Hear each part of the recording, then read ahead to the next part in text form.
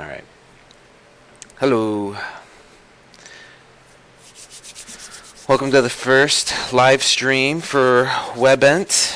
This is my Stephen Osborne's first side project. Well, actually, no. I guess that's not true. It's not the first. I've had some test goes with another project called JBent in the past, but that sort of evolved into what I now call WebEnt. Um, a a project where I am going to be taking a lot of my web development experiences and design and creative concepts and apply them to entertainment and um, try to create a live site for those creative projects. This is all off the cuff right now, but I do have a lot of ideas, a lot of things that I'm going to be doing in the future where I take specific uh, pages out of my notebooks and everything, scan them in, and then elaborate on them, and do a lot of artwork, do a lot of programming, building websites, web pages, and also creating comics, creating illustrations, creating animations, doing voiceover, doing music production, and eventually putting it all together in game development and putting together an actual game. The first project, big project, is going to be one that I call Balance, but today's initial project is getting the stage built, and that stage is WebEnt, or even more precisely, is going to be the WebEnt website.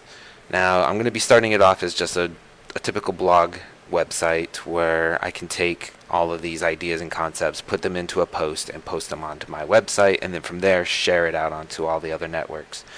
The idea is to evolve it into a multi-network blog, so each project will have its own website with its own design, and it will have its own content management so that I can post things there, but then it will all come together on the main WebEnt website, and again from there shout out to all the other networks.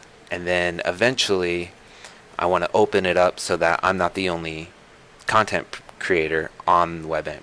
Other people can come in and they can share their work as well, and essentially build their own blogs on this network. Now, the idea is so that people can create content on YouTube, on Twitch, on all these other platforms, and then be able to bring it all into one place, and then kind of put some sugar on top and share it in a way that really captures the heart and soul and the emotion of the content that's actually being shared. So whether that be just gamers streaming themselves playing games, or actual creators doing illustrations and doing artwork and creative works of that nature.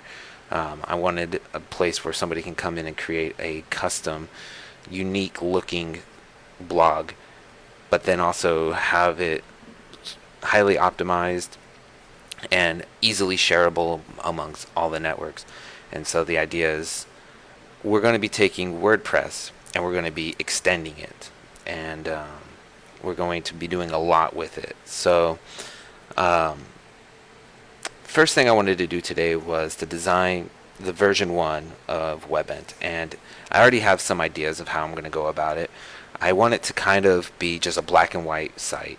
The only color is going to be coming from any images within the content, but the actual layout and the actual structure of the site is going to be all black and white with grays and black to white gradiences. And I wanted to go with this approach so that when I do start mixing in color with the website, you can kind of use the black and white model to see how things are going to be on a basic layout, basic level.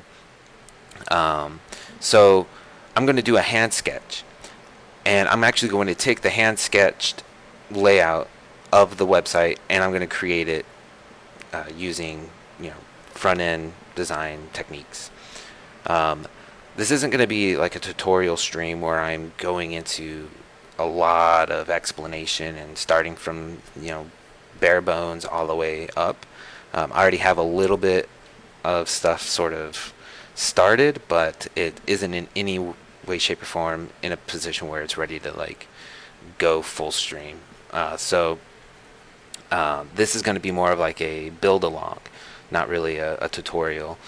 However, I will be taking these streams, condensing them, cutting out all this fluff stuff, and trying to like put it together in like a 10-30 minute video that I can then upload to YouTube.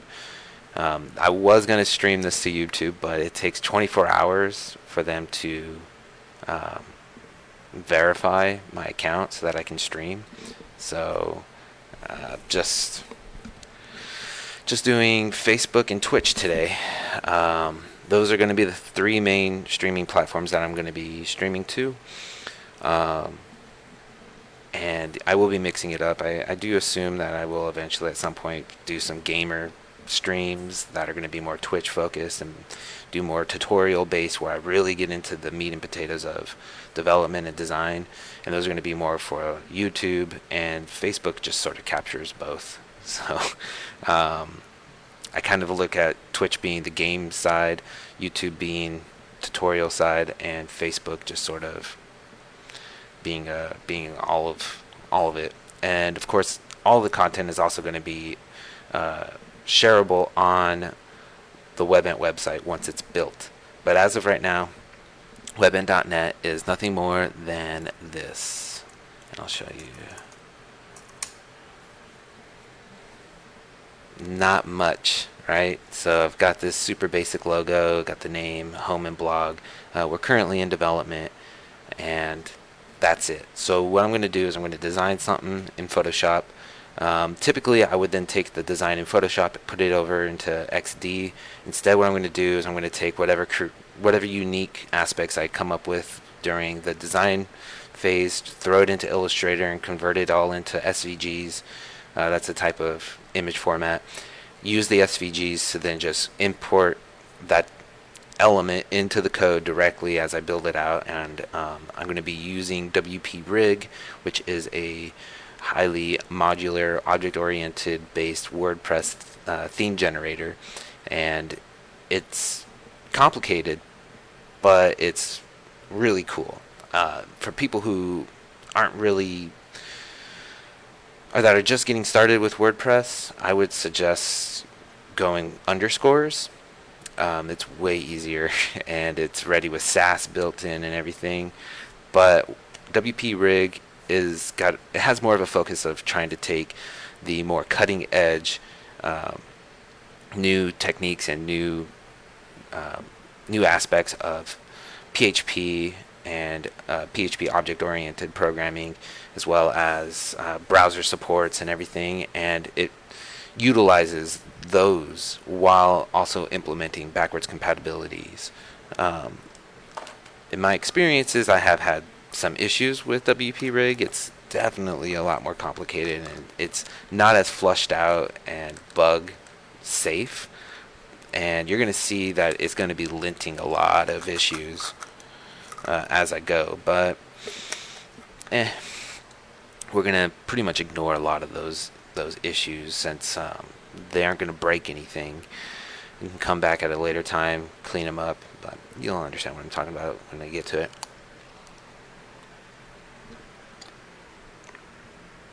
Alright, so I was going to play some music while I go along. I never really did figure it out. I got this little Streamlabs add-on that's supposedly safe music that won't get pulled off. I don't know how it works though. So let's see. I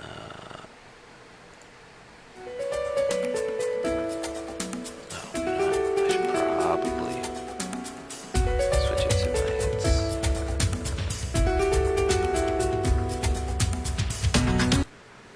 There we go.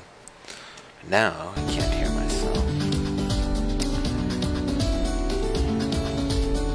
Turn that down.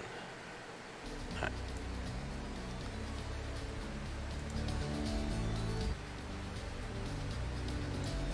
There we go. Alright, 5% that. Hopefully that's not too insane. In fact, let's do 3%. All right. Okay. So I'm going to be basically talking to myself this whole time. I haven't done any marketing, haven't pushed this. So this is a very sloppy first stream, and I kind of wanted to be on my own with it. It is showing up on Facebook and Twitch, and so I expect there might be some people that jump in, but if you do and I don't see your chats, sorry, but I will be talking about what I'm doing as I'm doing it, and I'll try to keep the flow going. So I'm going to start off with Photoshop. And I've got my wireless keyboard so that I can move it over here to the side. I've got this, I think it's a 2017 UG tablet. It was basically just a cheap tablet that I could use.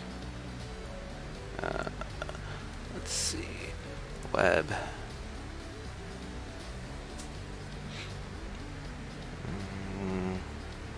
Let's do web most common. We're gonna do web large 1920. Create. All right. I gotta push a few things over so I give myself some more space here. So the thing about this tablet is before this stream I tried to find drivers for it. Also, I was going to use my desktop, but it turns out that my you know what, I'm going to lower the desktop audio output because I got a feeling it's going to be really hard to hear me over it. So I would rather the music be a background music, not, and I've never heard these songs before, so this is all kind of, it's a bit extreme. Let's see if we can find just a chill, there we go, chill station. There. Something more chill. Way more about that. So this is a super, oh, sorry, yeah. I was going to use my desktop, but it appears that it is on its last legs, and it's way unreliable. The main screen starts to flicker sometimes, and I think that might be the GPU issue. And it just crashes from time to time. It can sometimes take on a heavy load and work all day, no problems, and sometimes it just doesn't want to work at all. And I can't keep pulling it out, opening it up, reseating the GPU, reseating all the RAM. I can't keep doing that every single day. It's just, it's a pain. It could take easily up to, upwards of 30 minutes just to do that. And it just eats into the day. So I had to set up my laptop to get things going. I'll be eventually building a new custom desktop computer, and I'll probably do that whole process on stream as well, because I think that would be a pretty cool thing. And I'll also be buying a new high def camera, getting a actual microphone over here. This is also an old headset, but it's got noise canceling and all of that. However, it appears that the right side doesn't even work on the laptop. I don't know. This is also a MacBook running Windows, so it's just, there's a lot of just trying to work around and just get this going, making it happen, and finally doing it. So here we are. The desktop already has proper drivers and everything for this tablet, but I can't seem to find the driver online anywhere, and I don't know, I might have thrown away the disc that came with it, which is unfortunate. It wouldn't even matter because this laptop doesn't have a disc player, doesn't have a DVD player or anything, disk drive. So I'm relying on Windows drivers. So this might not have the best pressure and what you call that?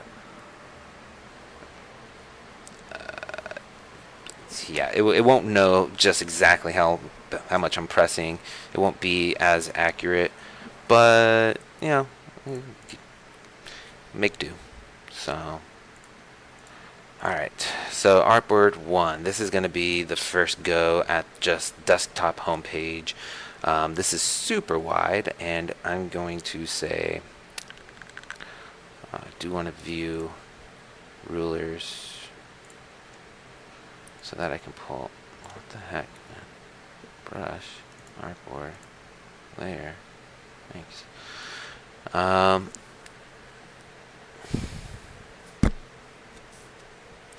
This is a 1940. So, you know what? Actually, let's just go ahead and make a block real quick.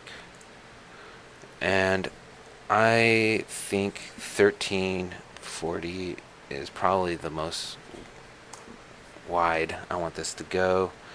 I'll just keep it a height of 100, and I'll go from center. Oh, center from where I clicked. All right. And I guess I'll create another layer. Select that layer. Layer, new, background from layer, so that we got a background. And I will select these two so that I can perfectly center that. Now I can take this guide and put it there and put it there. That's kind of a workaround. You could, I believe, double click. No, that's Illustrator. Yeah. I'm a graphic designer, but not by trade. I'm actually a web developer by trade.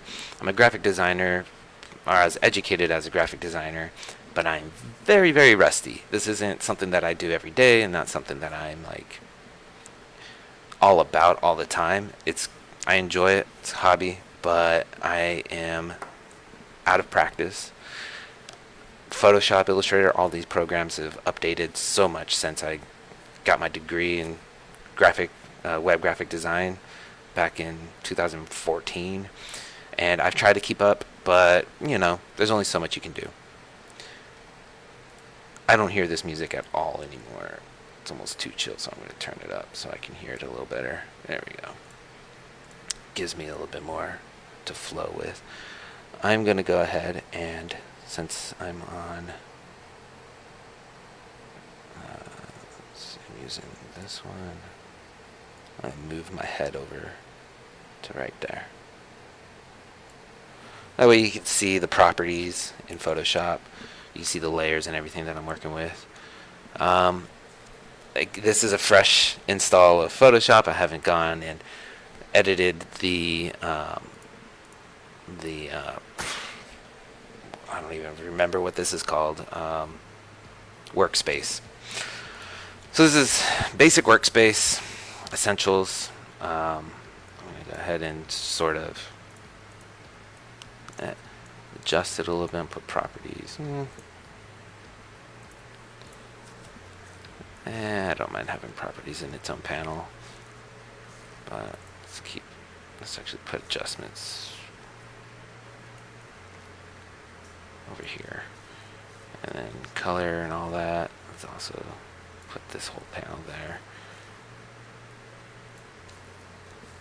Actions, history. You know what? Put that there. Okay. I got my guides for the width and everything. I'm going to go ahead and get rid of this block. I'm going to grab my pen. I'm going to paintbrush. Artboard. This artboard has no layers. Oh, okay. And I can sort of go. Let's see. General brushes. These are all just kind of hard edges. I want the design to look like it's been made with a paintbrush. So I want something that's kind of gonna have those hard edges, kind of like that. But that's not exactly what I'm looking for. What I want is something wet.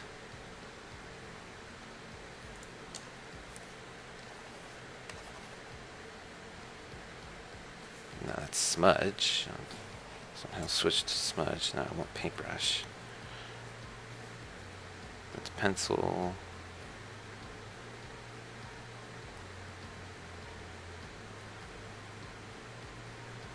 I believe I downloaded a kit of brushes called Kyle's. There we go. I like that. That's nice. Wet blender. Oh, this is. Oh, I see. The wet blender is meant to be take paint and kind of blend it. Sort of. All right, that's cool. I'm not looking to blend right now. Ugh.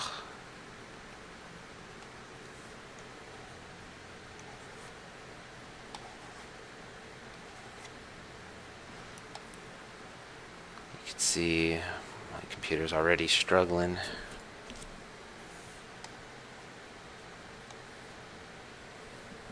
This is also a smudge. That's a cool smudge though. I like that. Ink and thick and thin.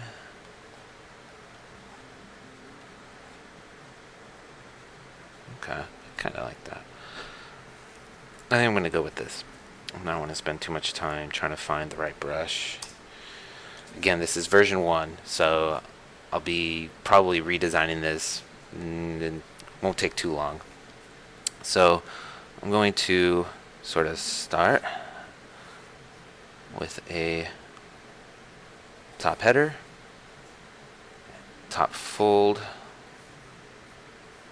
and Shift C to bring this down, give us more height for the web page. Go back to brush, go back to the layer, and you know, like this top here, not a huge fan of it. It looks sort of choppy.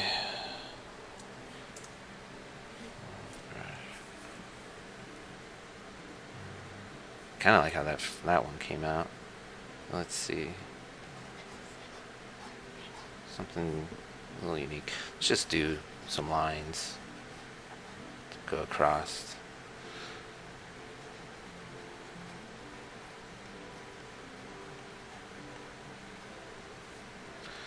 Yeah, I think that's. Just create some dividers, some divider lines. Just sort of try to keep it unique and original.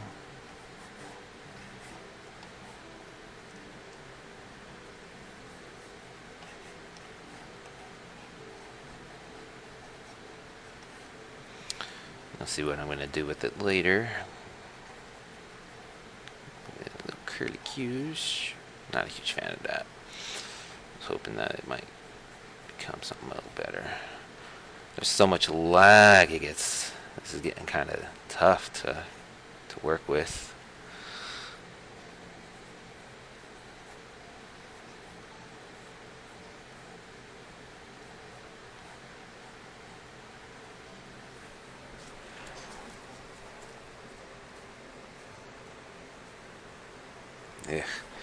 Ugh. Well, there's a lot to work with there. I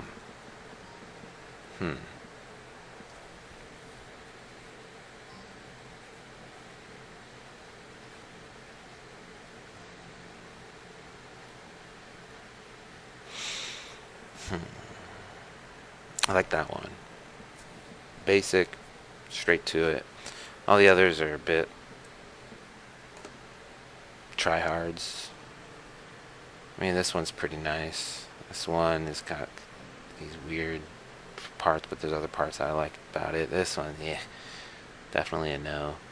This one kind of unique, but that one is just too rough, too out there. This one, yeah, it just looks forced. That one, you know, just super basic. Just line. Bam. That's it. That could actually be kind of cool, but the way I'm picturing it is, imagine that there's like a top header image, and then it gets clipped off the bottom with that line. So if the image itself is showcasing a project that I'm working on, then the bottom of the project image, or the top, the hero image of it, has to be, it can't have any important information in there that would be lost if it's clipped off by this. And clipping isn't something that you can necessarily do easily with CSS, with browser support and everything. You got to keep a lot of different things in mind, but that doesn't mean that it's not possible. It just requires some trickery. And for the first iteration, I don't want to get too crazy with it. So I think I'm going to use this bottom one. Yeah. So I'm going to just call this layer lines. And then I'm going to take the selection tool, which I think is W. M. It's M.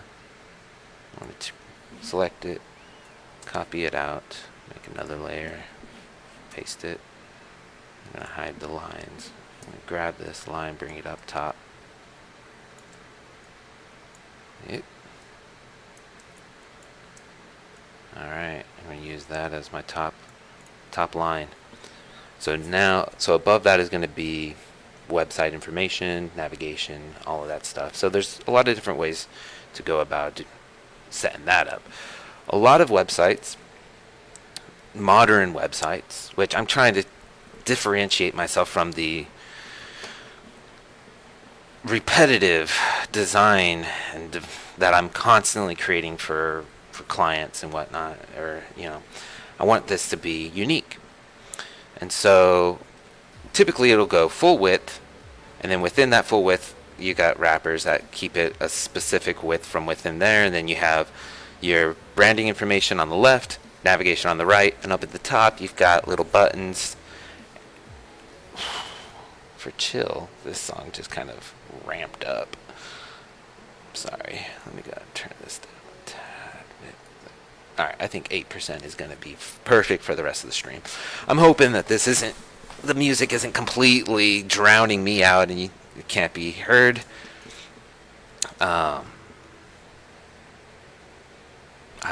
Just in case, though, I'm going to turn this down a bit more. There we go. In my tests, I wasn't sounding too loud as it was. I haven't been recording. Why? I forgot to hit record. Okay, well, give me a quick second. I'm gonna... actually, let me pause the music. Let me listen to some playback.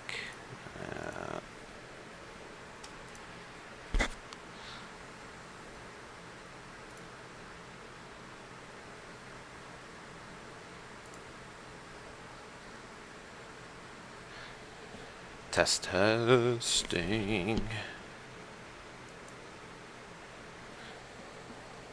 Alright, I'm going to keep the music going, see how much I can hear it.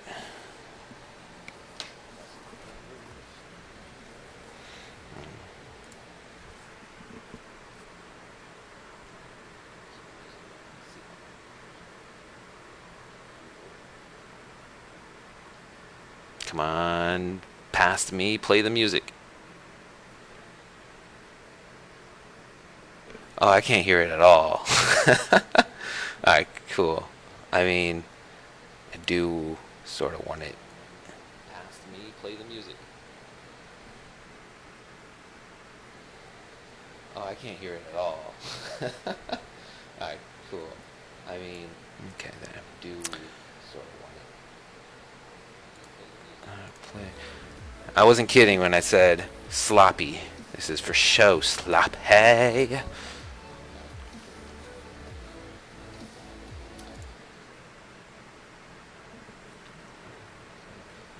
I wasn't kidding when I said sloppy. This is for show slop. Hey. Okay, I like that. I hear how much it is in the background now. All right, music's playing. I'm not going to adjust that anymore. It sounds good to me. It's just as low enough. Okay, I like that. I hear how much it is in the background now. I'm going to mute the playback on Twitch. Let's see what's going on Facebook.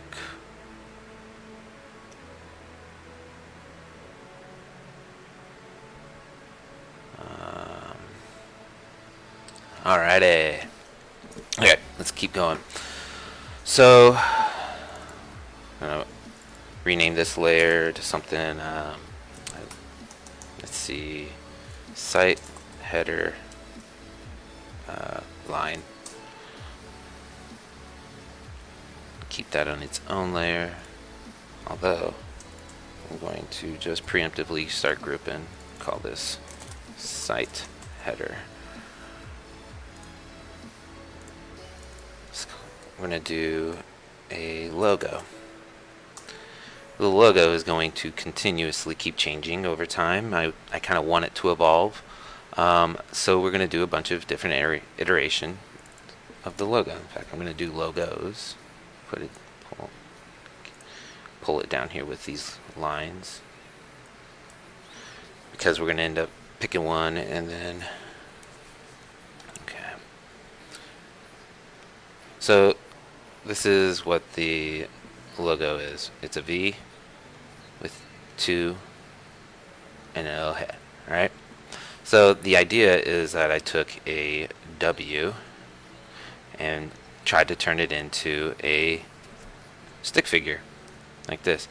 So WebBent, the idea of WebBent started off as JBent, and the logo for JBent was a J, put a B in there, give it a little eye and a smiley, and it becomes a little winky face with a weird J. I was cool with that, but I've kind of abandoned my idea of going with JBent because I felt JBent was too singular. It stood for Joe Bob's Entertainment, which Joe Bob's been my nickname, stolen from my brother most of my life. I've decided now to go with WebBent because I feel that I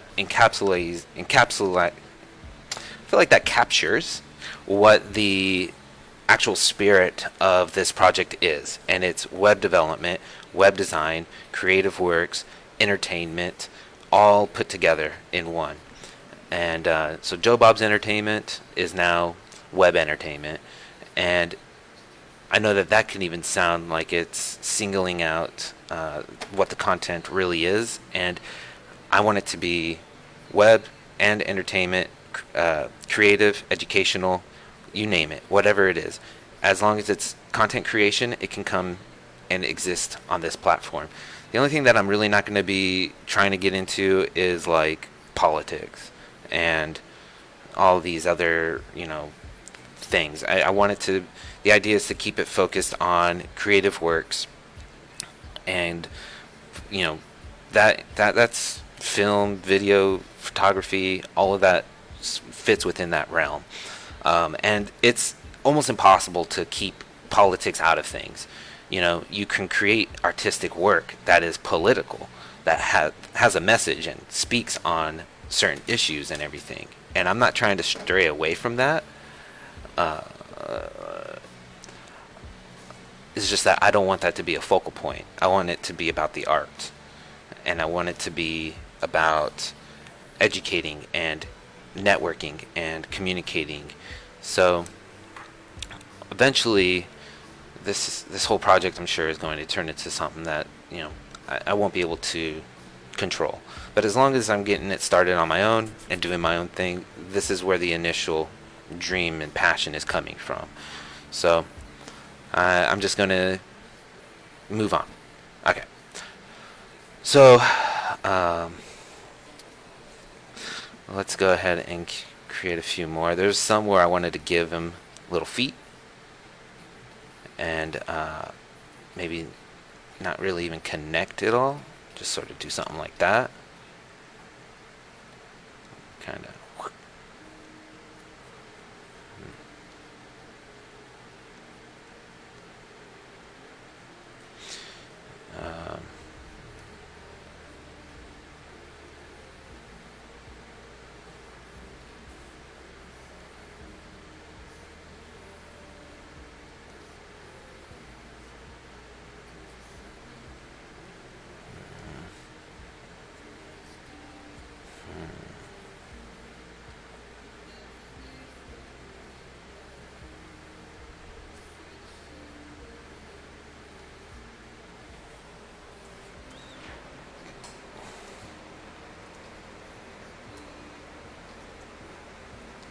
It's so hard to get the pressure on this just right.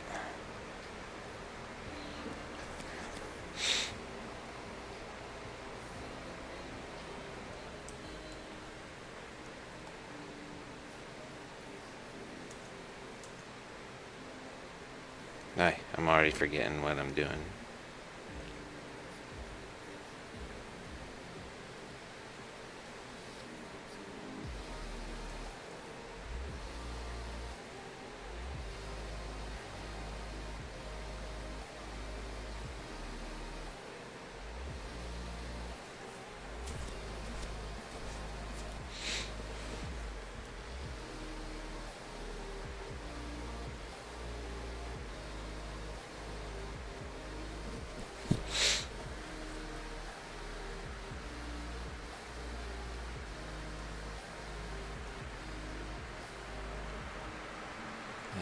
So the arms, I still want it to sort of look like a W, right?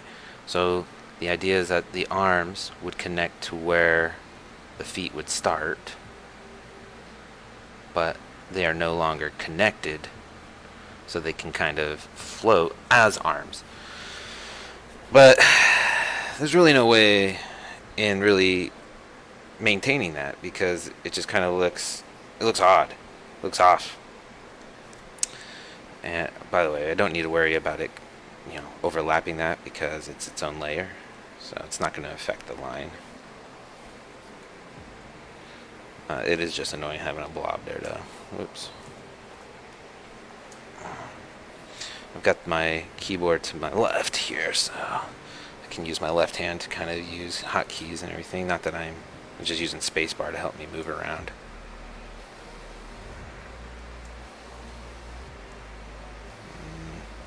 This one fresh. It's good fresh.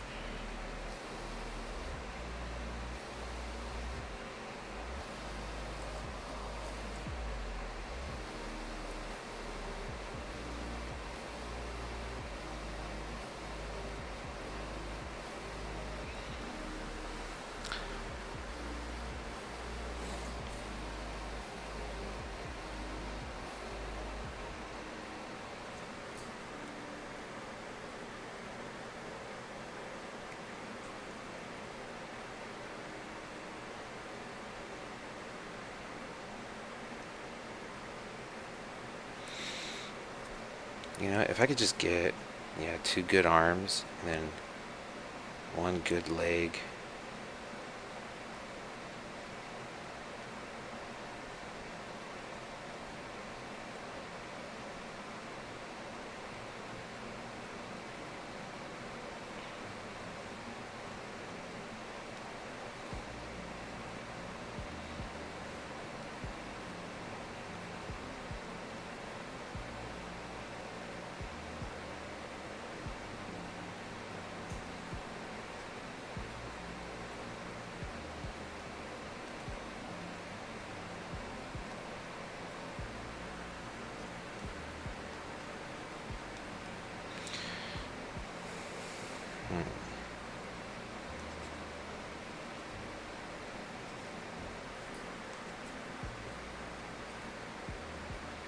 Ooh, I kind of like that one. Yeah, there we go. Alright. So let's try this. Let's try and piece the logo together. Let's take this leg. Let's take this arm.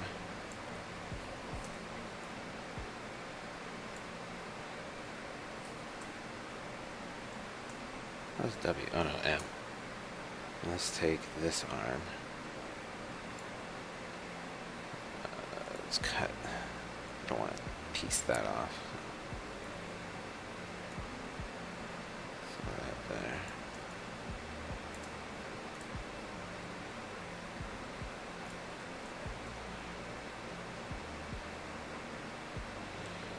Now we just need a good head.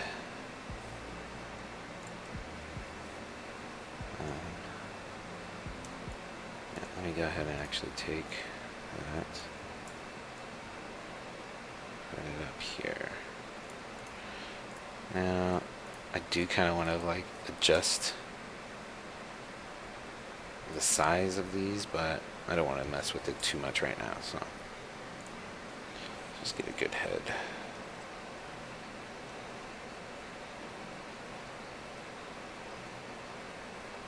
I like that one. That one's a good one. That was actually pretty good too.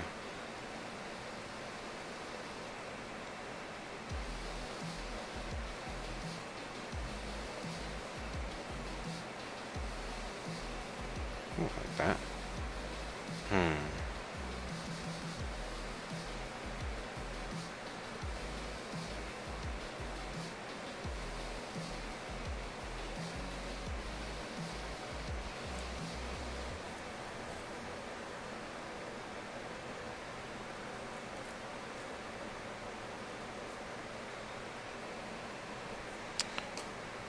I'm going to use this one. I like this one.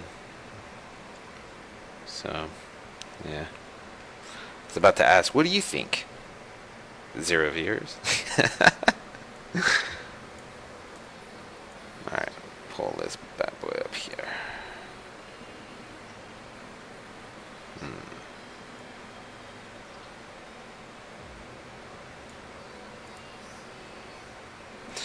I'm going to cut that. Oh.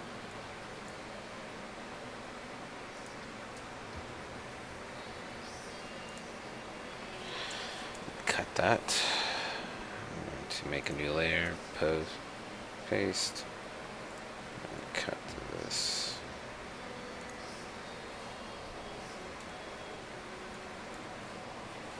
Cut that out as well. Paste it in here.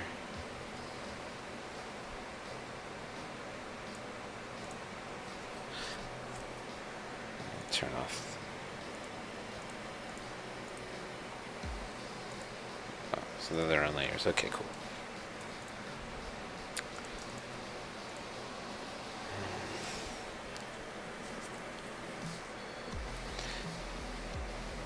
What I'm gonna do,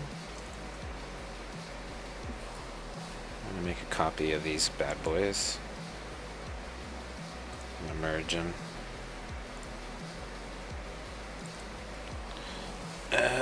Initial. Now I'm gonna adjust. I'm gonna take this head. I'm gonna zoom in on this. It's about right there.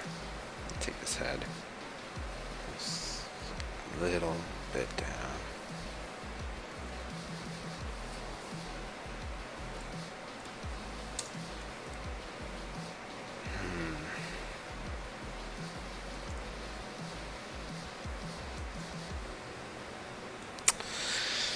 Dang, you know what? I kind of digging just the initial. I mean, he's got such a big head, but kind of like it. It's unique. Looks paintbrushy. Yeah. But I like it. Yeah. Going with the initial. Let's see here. Grab his head. Let's go a little bigger with it.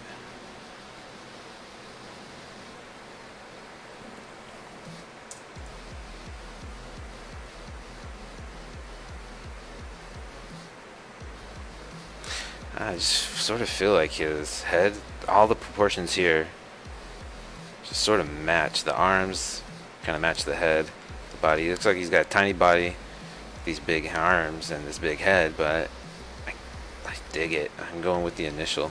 Alright. Oops. Control 1 to go at 100%. Rename initial to logo. Take all these and group them. Logo. I'm gonna do.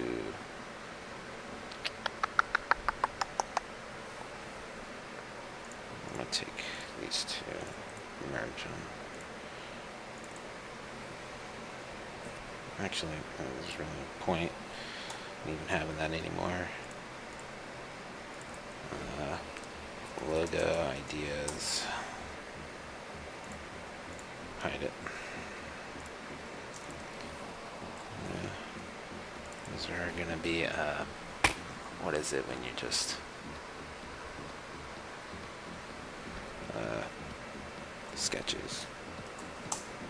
Sketchers. Throw a logo in site header. Oops. I don't want the whole site header, just want logo. Okay, I need to select by layer. Logo. Thank you. Now, where will logo be? I don't want it to be right up top. I want there to be a little bit of space above his head. I mean, he can kind of dance on that line. I'm fine with it.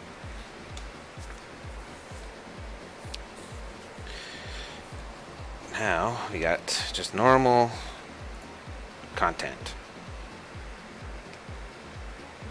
Wow, what is going on?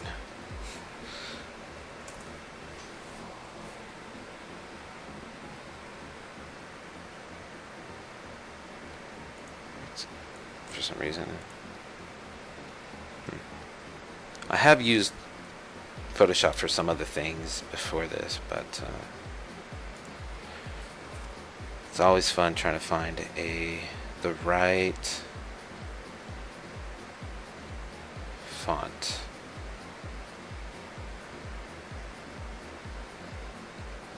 I would just write it out, but I do want to have written word content using an actual font on the website for the title of the site. It's just better for a lot of reasons. Okay, should make it bigger.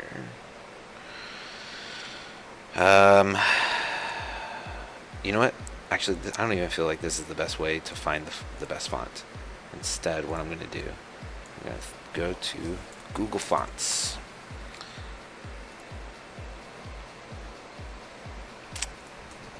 Webent. This way I can see a bunch of fonts. Find the one that I like the best. Let's increase this bad boy up to...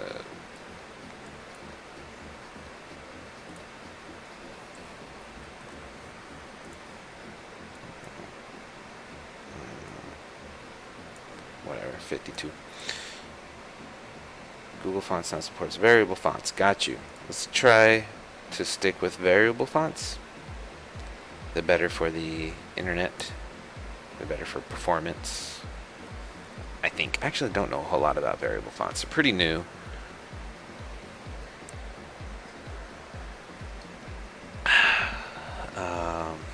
Let's try categories. We want sans serif. Do we? I don't know. Sometimes like serif.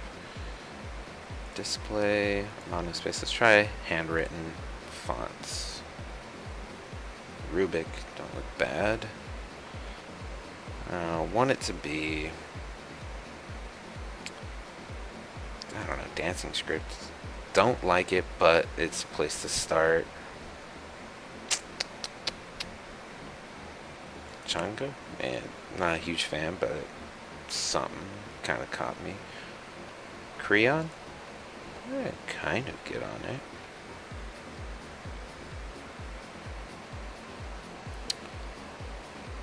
Alright, those are variable fonts we can use. Let's try looking at non-variable fonts.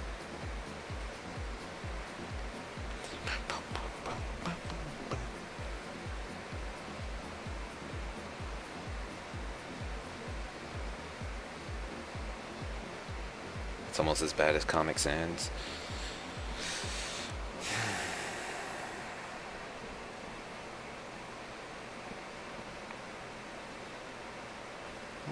Acme. I've actually used this before. It's not a bad font. It's unique. I like that, but not for title. Ooh. Permanent marker. I think that fits. I feel like permanent marker really fits the aesthetic rather well.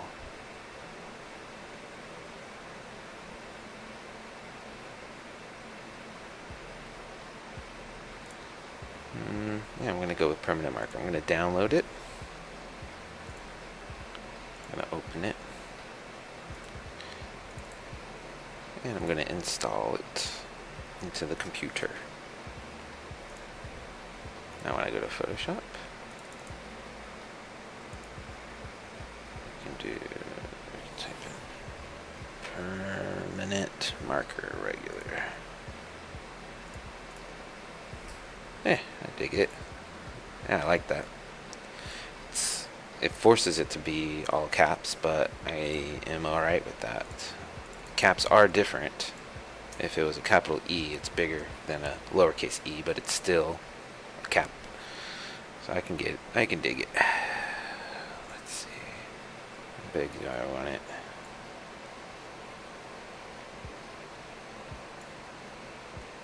That's nice. Where do I want to rest it? Right there.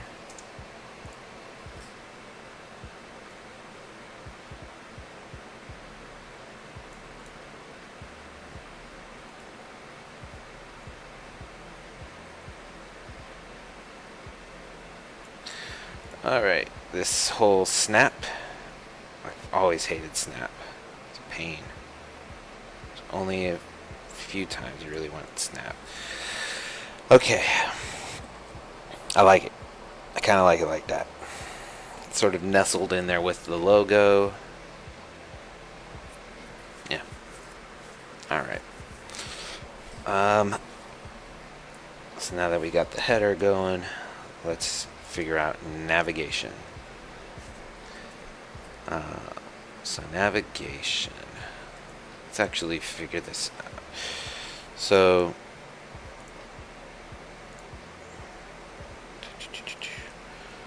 we are going to have specific sections. Let me just write them out. We're going to have our blog.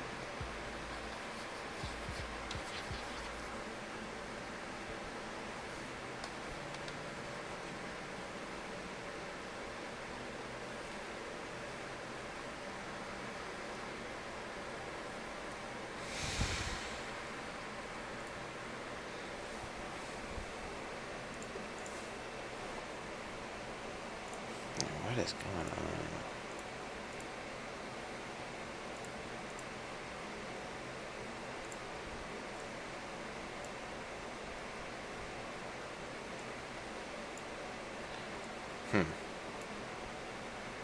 Put the layer over back.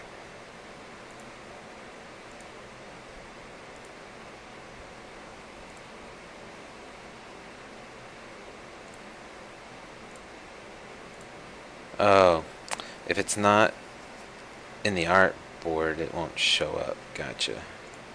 Gotcha. Alright. Oh, my foot went to sleep. Yeah. Sketches. Alright. Just keep it within sketches. So we're going to have the blog. We're going to have projects.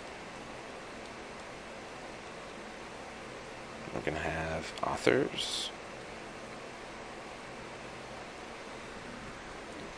And maybe a name. About. About doesn't have a W. About page. It's also pretty common to have a contact. I don't see any reason for me to have a contact, but yeah, I don't see any reason to have contact. Definitely authors, projects, and blog. These are the three main. About is kind of like a long-winded way. I've got to basically create a mission statement for it and everything. So I feel that's going to be the hardest page to put together. Shouldn't be, but okay. I'll make the about kind of like a history page. So blog, projects, authors. I did put up on here.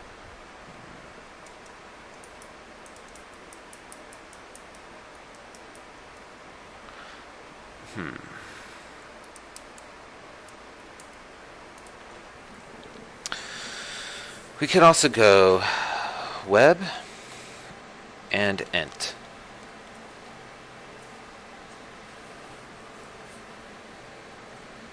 And then authors.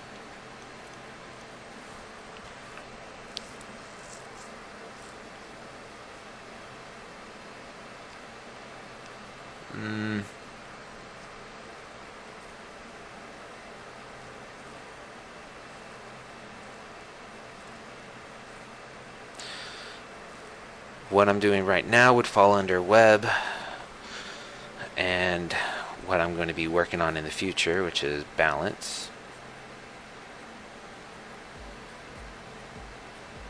is going to be ent.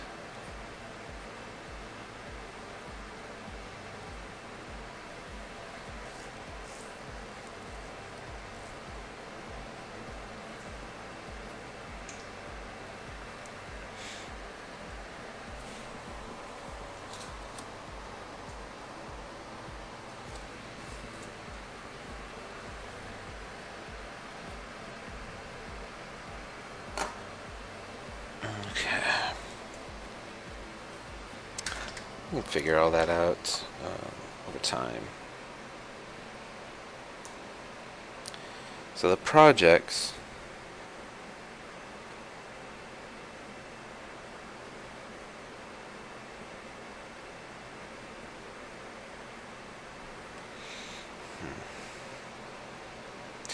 I feel like blog is going to be more web. Because the blog is going to be about web design, web development, tips and tricks, but it could also be about creativity and building things of that nature. But like this stream, I feel would be more of a vlog. It wouldn't be a project. It's its own entity, the streaming, and the video. So education and all that, when I start doing tutorials and everything, that kind of falls under blog. So, but I don't want it to necessarily just be called blog. Kind of want it to be a little bit more far-reaching than that. So I think for now we'll just do web, ent, and authors, but maybe not ent, entertainment, or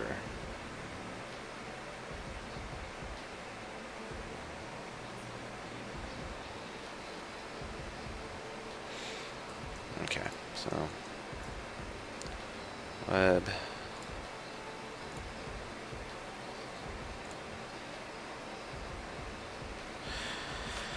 yeah, I'm just realizing it's a little too open-ended to know what the hell web actually means. So even though I feel like web and ent is a little bit more creative, it's not a good way to go about it. So I'm going to do blog. I'm going to do projects, blog. Yeah, just call it blog for now. You know, can definitely go further with it later. Just have ideas. So this is going to be in site header, projects,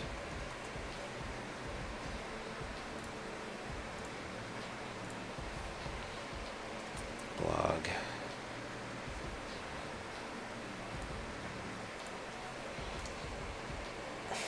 author,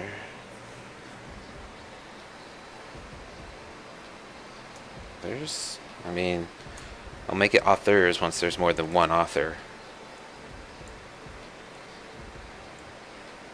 Yeah. And I'm not going to do an About Us page. I'm not going to do a Contact Us page right now. Maybe later, but not right now. Alright, so cool beans with those. We can evenly separate them. Do I want to keep that font for them? Let's go back here to Google Fonts. Let's see.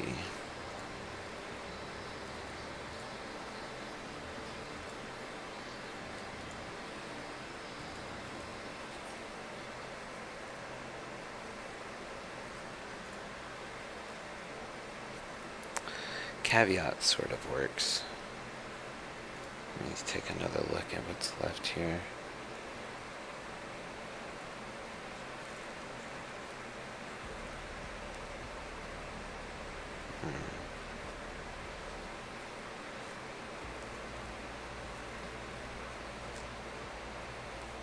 It's too much.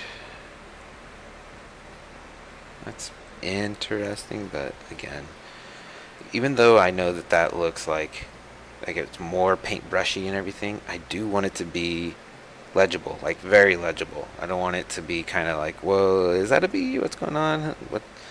I'm not trying to be that edgy. Just want to hit a certain aesthetic. Now, I kind of like that. That's kind of nice. Unique is the goal. Avoiding any kind of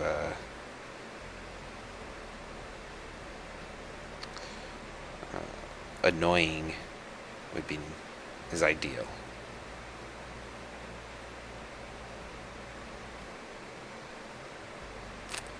Alright, let's see.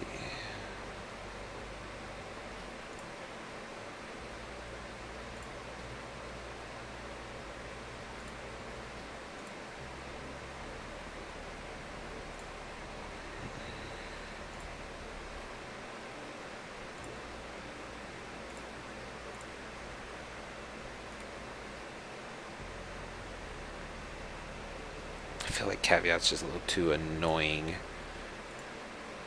I do like that, and I like this. I almost kind of want to swap out that. Let's go ahead and just download this and install it, just to have it.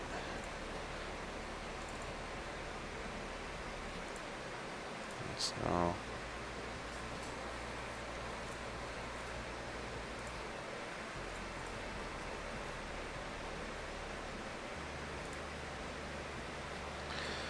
why I even have this program, WinRAR, Win7zip gets the job done.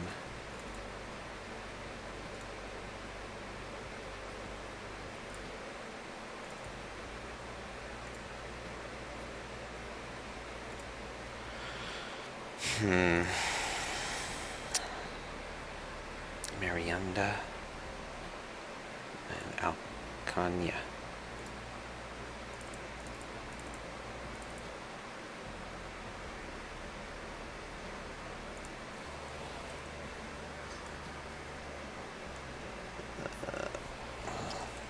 I already forgot how to spell it. Alcania.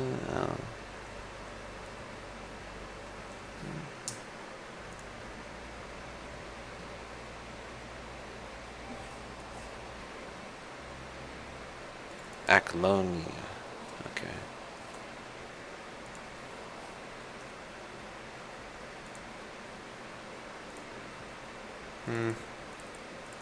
Let's see how blog looks with Marianda.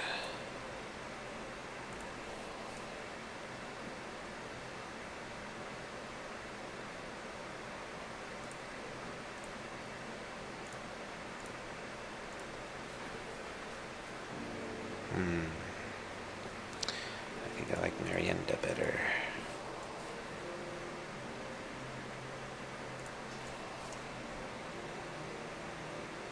See what regular next to bold. Let's stick with bold.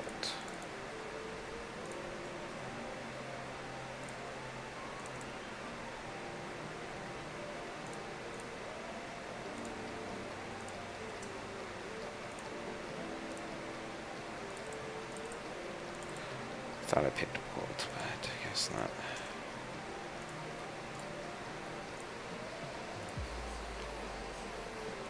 Okay. can dig it. Let's grab these, evenly align them, and also make sure that they're center aligned. And site header. Okay, there we go. Let's take the nav. That's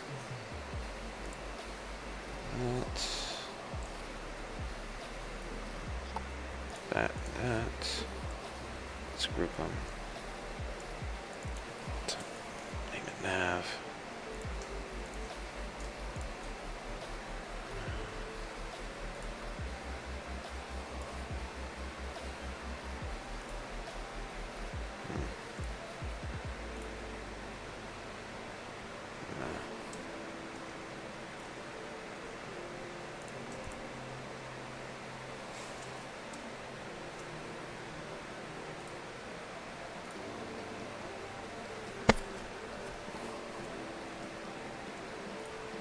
Just keep them right there. Alright.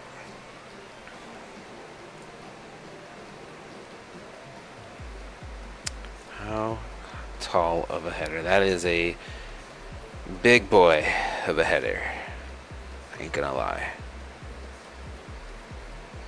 It's mainly because of the logo being as tall as it is. 235 height for a header is a bit out there. Meh. I can work with it though. So it would be nice. I know that I said earlier that I wanted this to be just black and white, but I wouldn't mind for the background to also be have a bit of noise, for it to sort of look like an actual canvas. Canvas is white blank canvas. At first glance might look like it's just plain white, but it's not. It's a fabric. It has noise. And so I want to add a little noise. Now I could try to create my own noise with filters and all that jazz.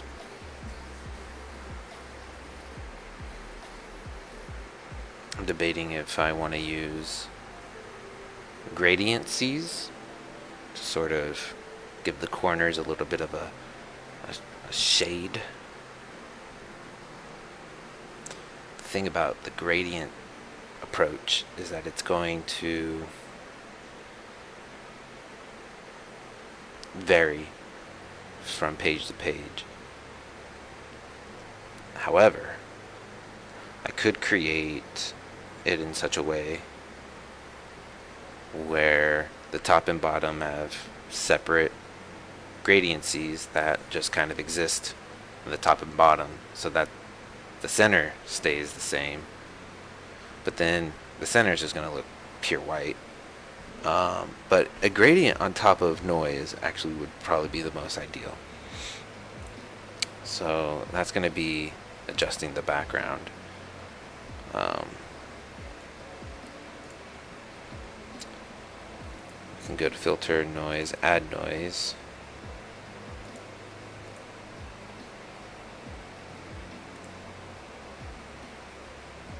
That doesn't look like it did anything.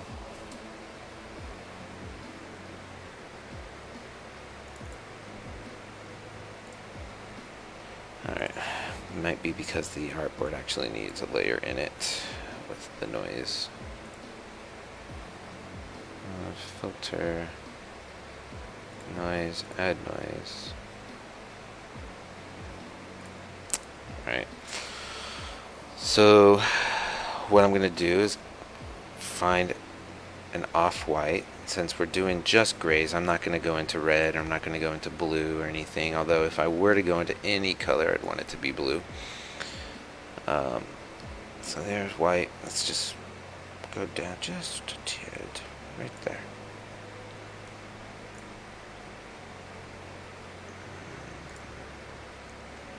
Yeah. Why can't I see the actual... Oh, there we go. So 241, 241. I think that's good.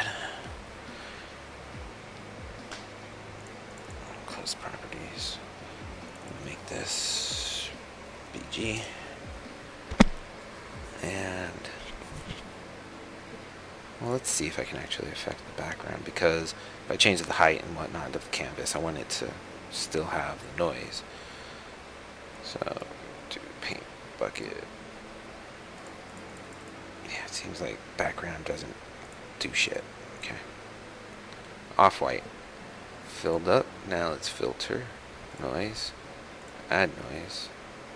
Eek.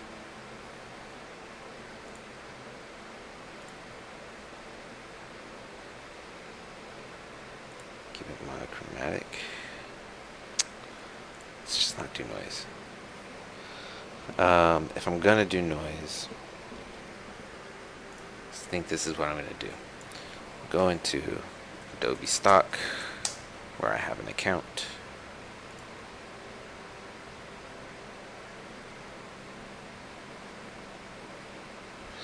My gosh, they just overcomplicate it. Noise.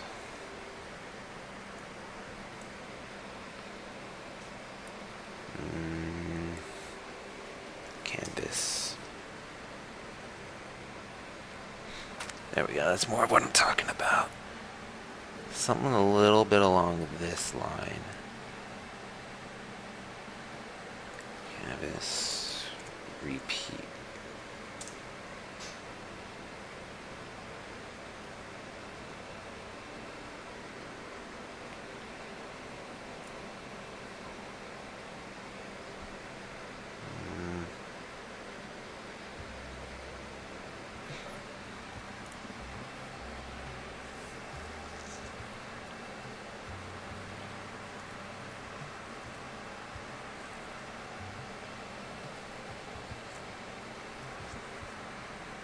I like this one, kinda.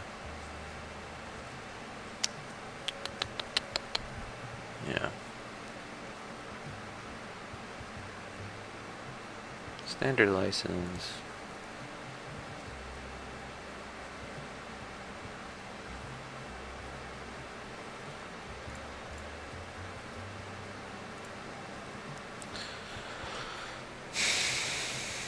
And I'm gonna create cloud.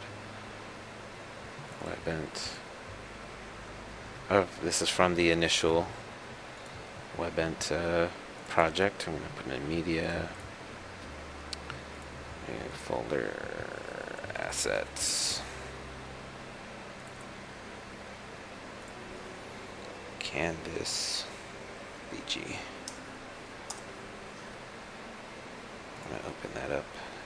Illustrator. Alright. Now the thing is, at least I'm not aware of how to set a repeatable background in Photoshop without just manually copying and pasting it over and over and over again.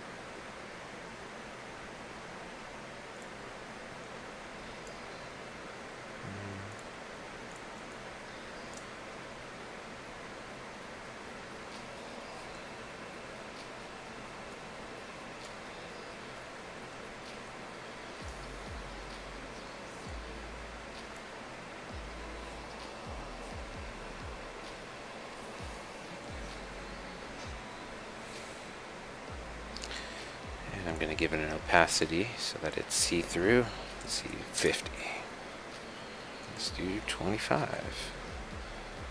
Let's do 10. I like 10.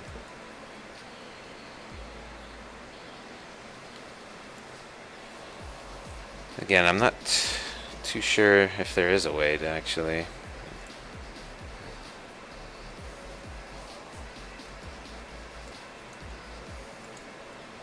this far corner. It just so happened to be the exact width, or it did that on purpose when copied it in.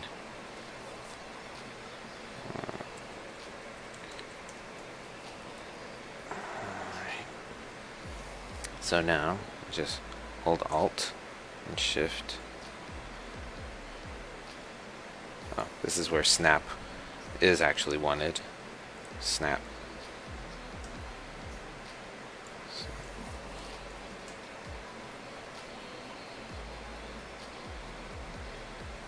Why would you think I want it 6?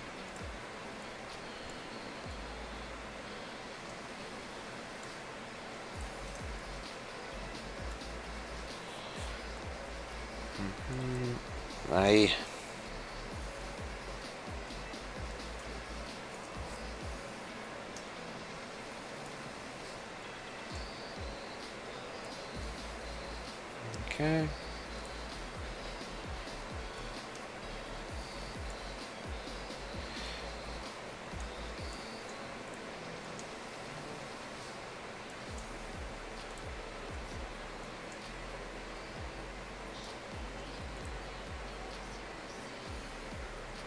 Alright. Don't really see any reason to go beyond that, so I'm going to grab all those. I'm going to merge the layers.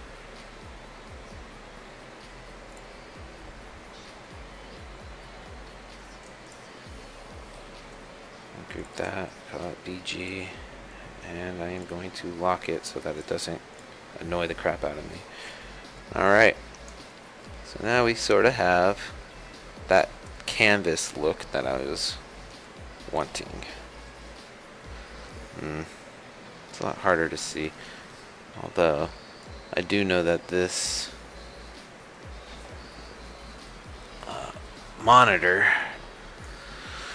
which is another one of the hardware things I need to get, is a better hardware. Ooh, that reminds me. Save. Let's save this. So, Creative Cloud, WebEnt, Paint Brush Mockup.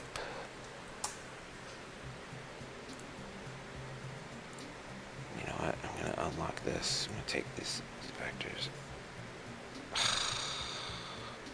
Damn. Let me go back before I actually grouped them all. Let's turn them all back to 100%. Now, merge. And now turn it down.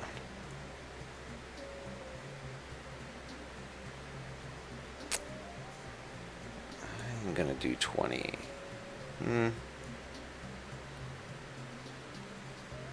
See, that's 100%. That's just...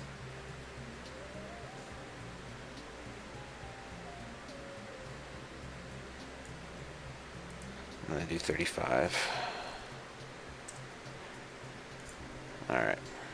Oh, shoot. Group them again. Background. Background. Give BG an actual name of BG color.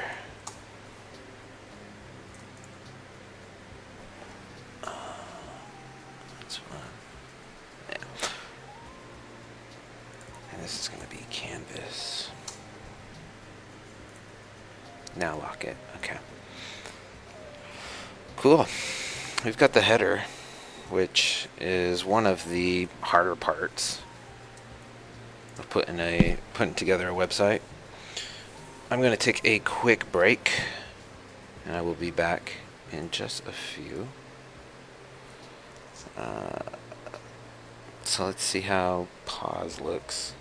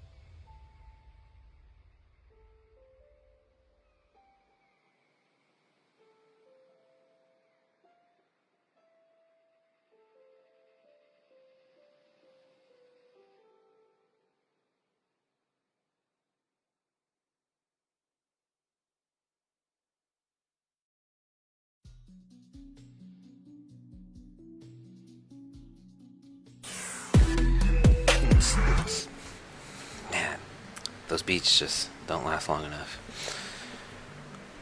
Alrighty.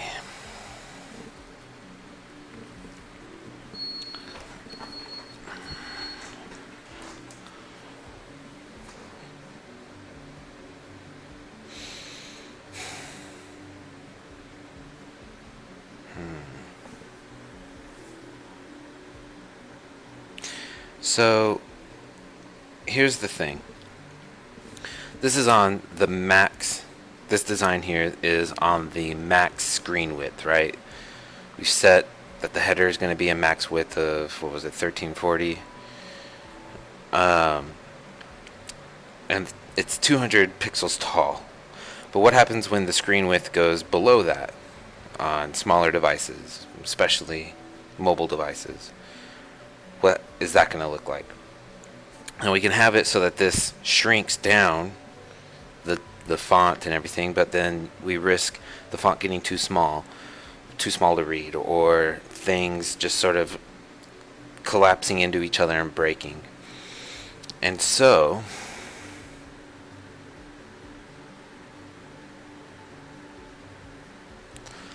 I think what I'm going to do is I'm going to make a few adjustments to the design currently, just to bring the height of it down a little bit and put a little bit more space between things so that there's more room for it to move around without having to scale up and down, but rather just slide left and right. What is going to happen with the line at the bottom, that is going to have to either scale or clip off on the edges when you're on smaller devices. It might look a little weird if we clip it, so I think it might be better to scale it. But that means as it scales down, it's going to get thinner, and it won't necessarily vibe as well with the rest of it.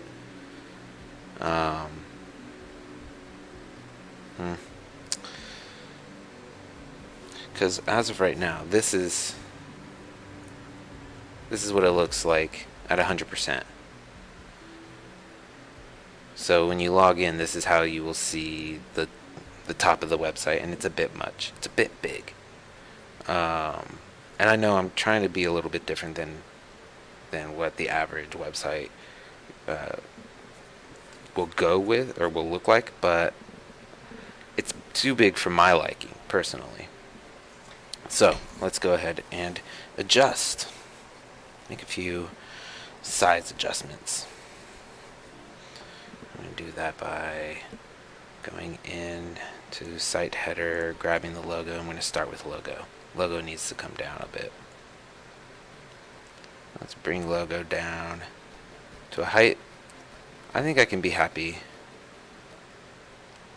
The height of 135.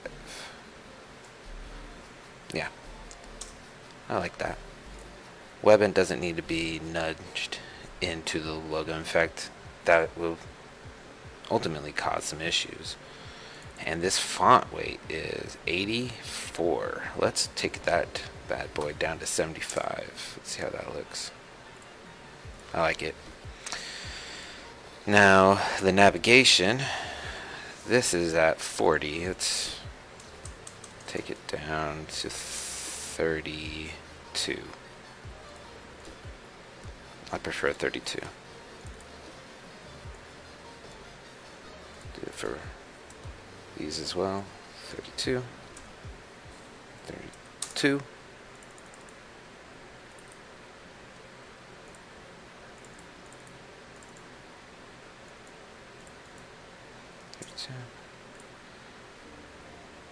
Let's go ahead and actually bring these closer in. Notice I only need to really move the left and right to really define the locations. So we want the navigation to kind of start on the right. The more space we have between the navigation and the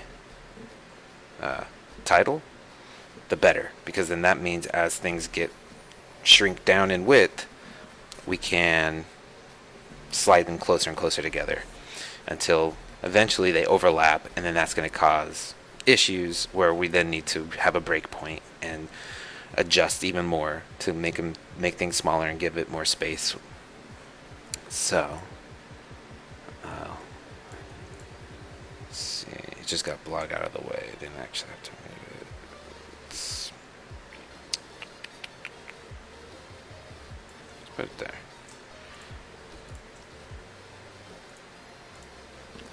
Now, okay, now that we've done all that, we can come up and just grab the entire site header, nudge that bad boy up to there, and that gives us a height of just under 150. So this whole thing is site header, and okay, I guess property doesn't want to show me how tall it is, but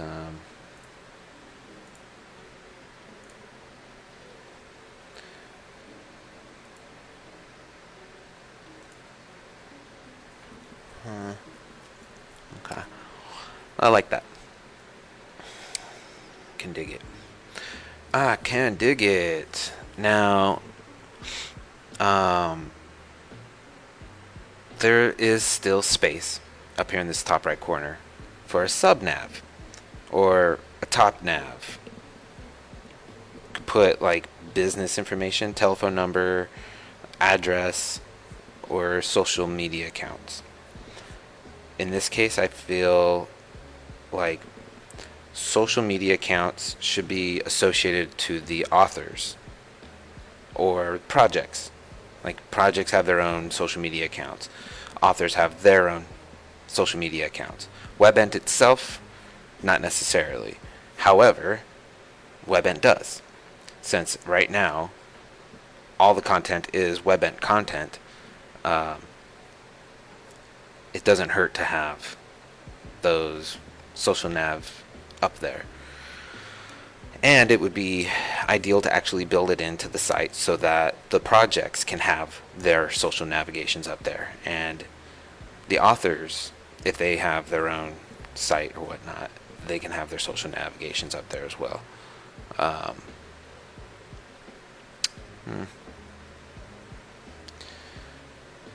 Yeah.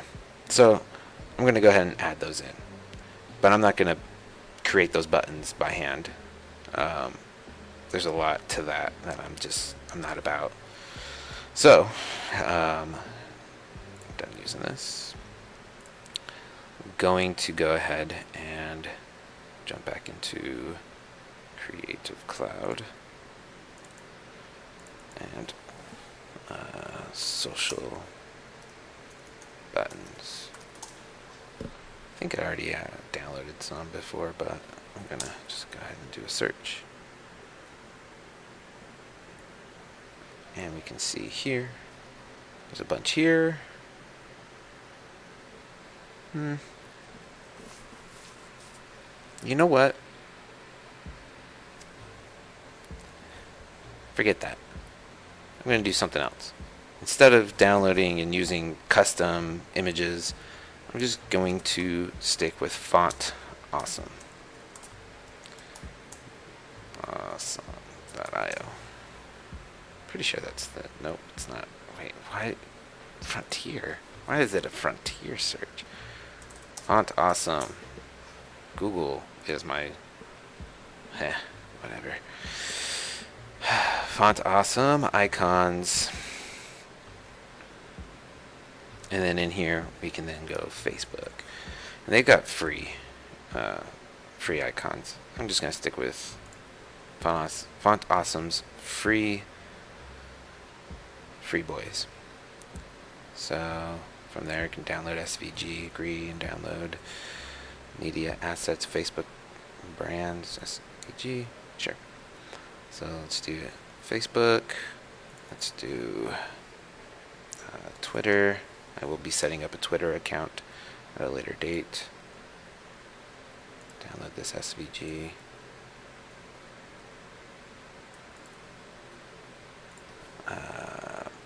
Twitch.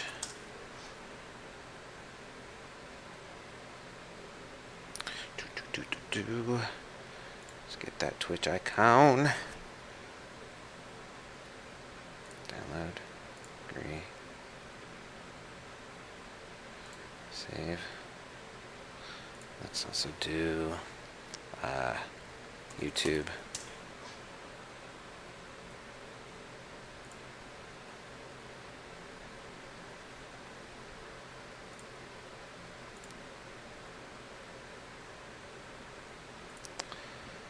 What else is there? Instagram.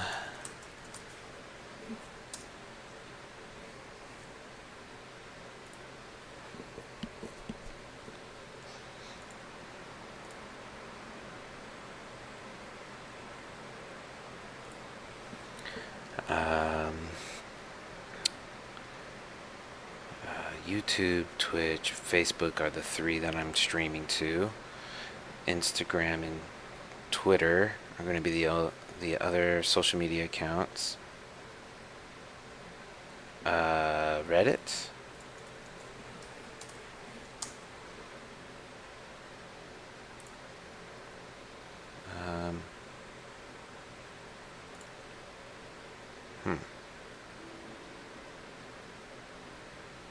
Yeah, just do this one with the circle. In fact, I'm also going to go ahead and just grab this alien head by itself, because I might want to do a custom circle around each one. Maybe not. It's good to have both. 9gag? I like 9gag. I might create an account on 9gag to... It does not have a 9gag icon. We. Chive? Chive?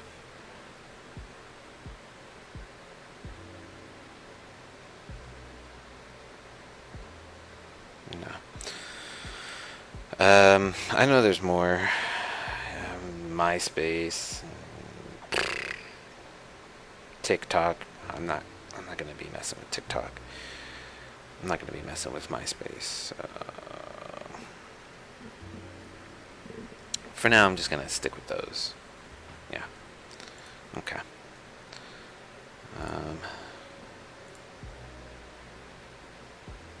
Creative Cloud, Webent, Media Assets.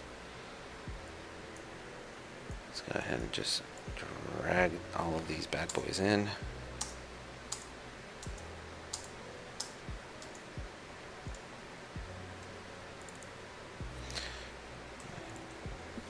Group them all up.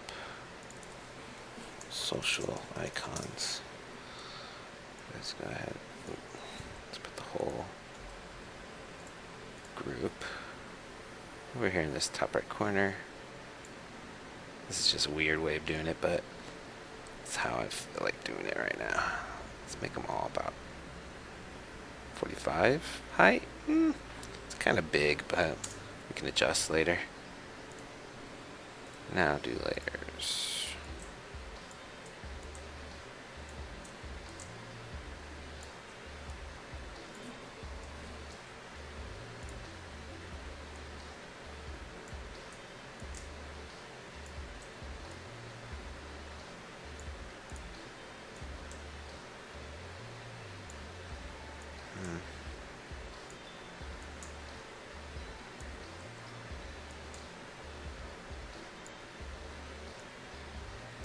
Grab them all, make them nice and organized, nudge them down,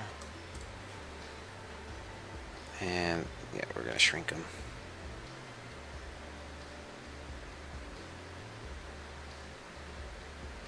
Give them a height of 30,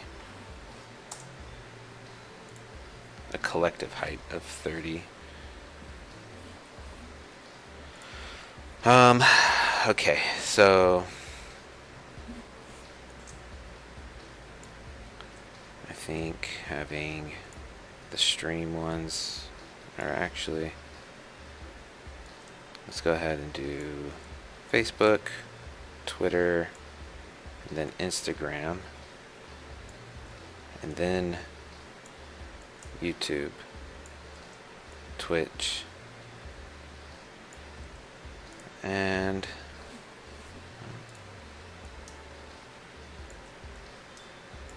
then Reddit.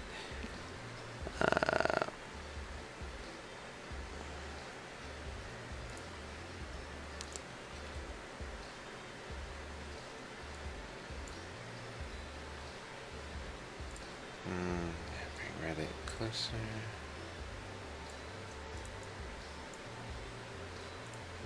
Just bring them all over.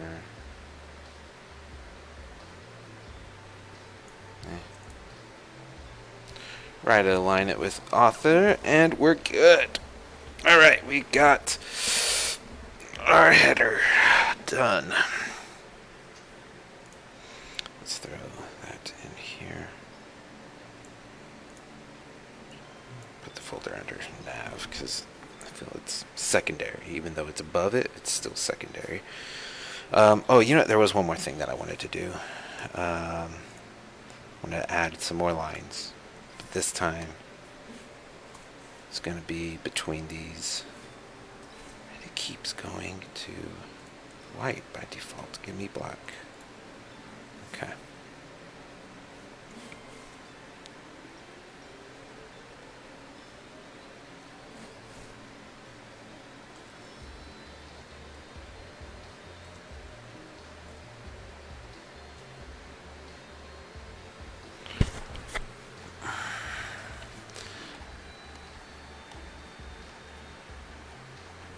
Ooh, I like that one.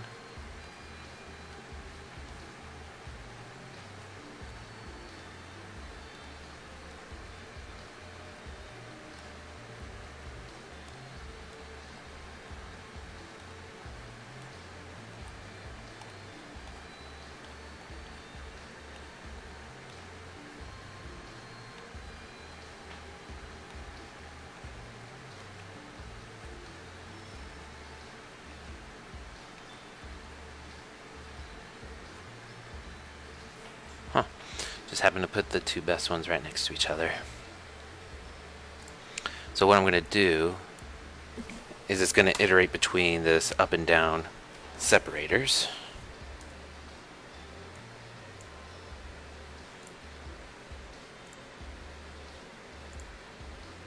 Grab these. I mean, those two weren't too bad, actually. Okay. I'll make a new selection every time, just by default. Let's grab these.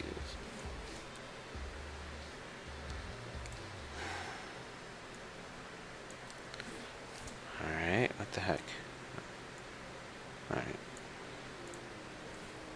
Control D to deselect, M for selection. Grab this one on the left. Throw him in between there. Control D to unselect, M for selection. Grab that one. Throw him in there. I'm actually going to cut him out. Put him on his own layer. But I want it to be exactly where I cut it. And then I'm going to do the same. This bad boy, yeah.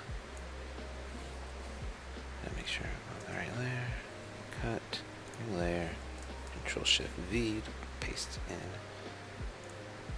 Call this dividers. Throw it down into sketches. Okay, I want all the sketches to show. I just don't want anything in the sketches folder to show. So folder is hidden, everything else is shown. So, alright.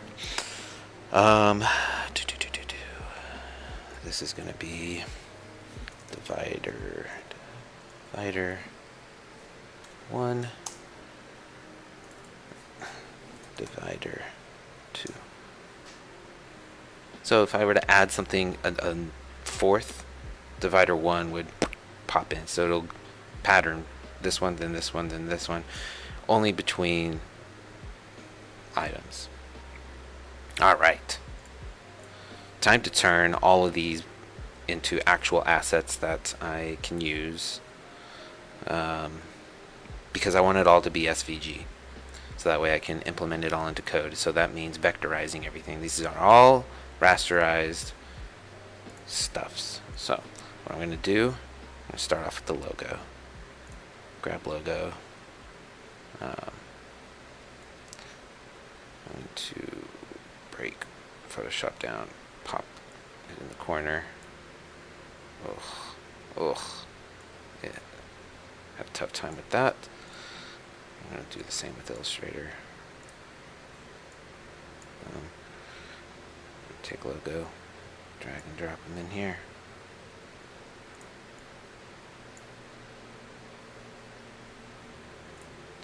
I guess I'll create new for web, comment, whatever.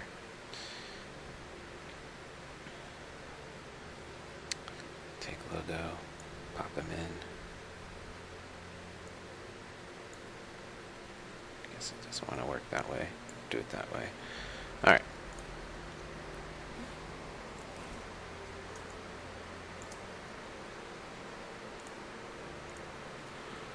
Oh, there. I used to have this memorized.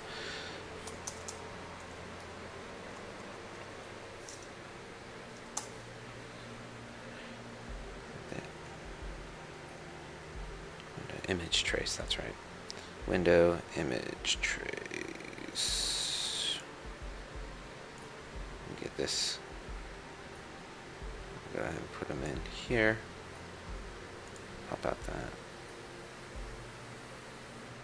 Yeah, image trace isn't something I'm going to use every single time. I'll do it like that. And let's see, just default threshold. Let's see how all the dots.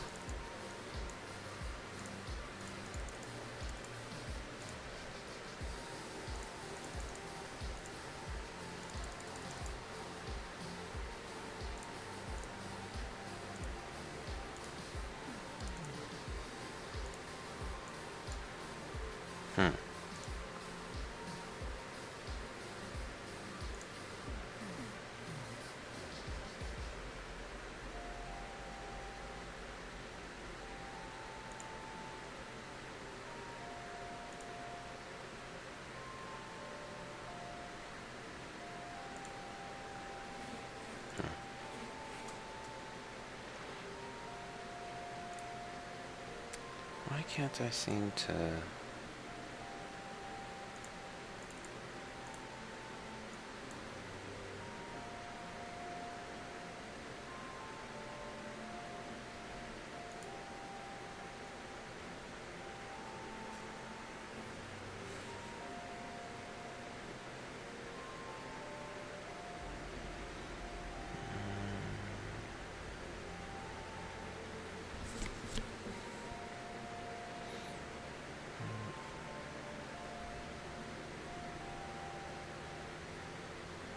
Let's try this again. I guess that isn't perfectly black, huh? What color was that? Oh, yeah. Well, I wanted black, so that's black. I'm cool with that. And I don't need the dots and such, just as long as I can like save it as an SVG. Yeah. Okay. Same treatment with the line.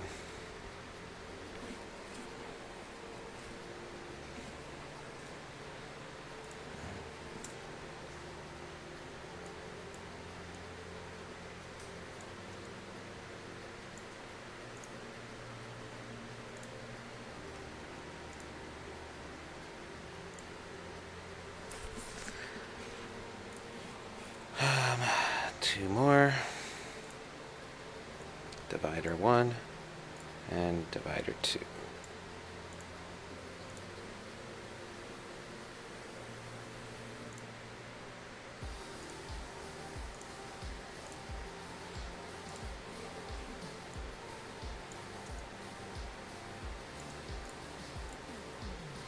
Okay, well those didn't turn out too well, did they?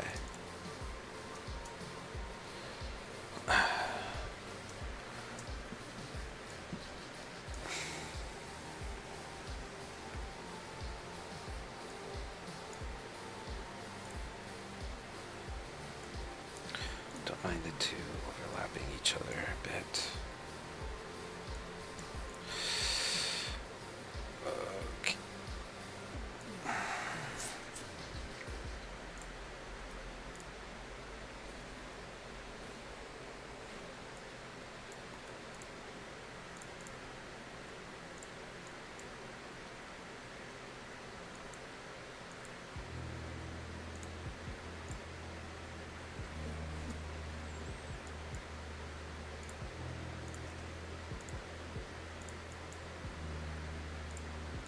Hmm.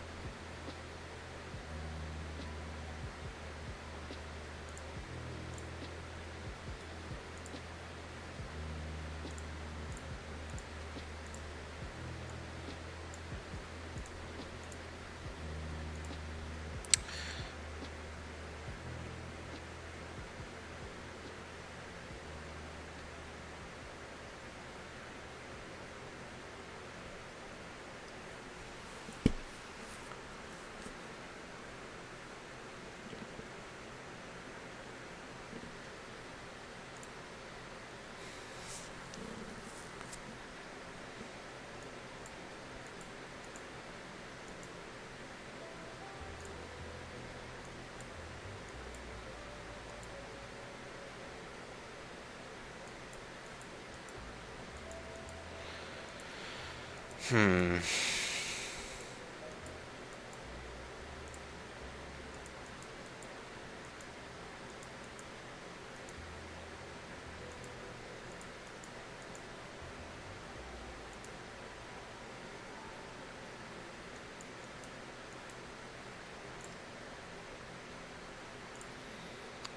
Alright, I can work with that. Those are fine. Not quite as good as the rasterized, but I'll survive. This here can be turned into code. And not a pixel by pixel, but a line stuff. So, alright. Can I just export this? Forget.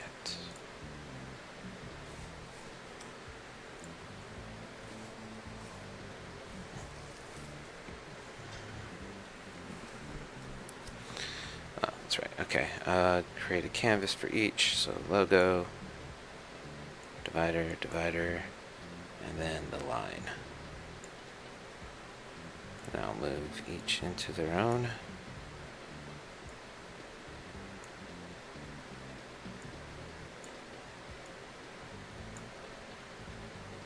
Get rid of this artbird.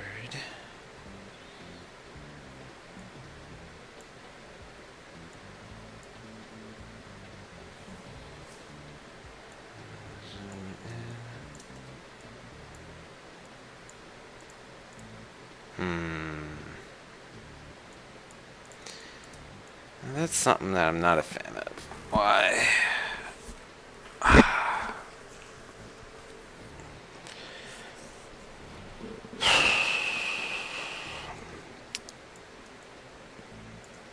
This doesn't seem to be doing it the way that I'm used to it.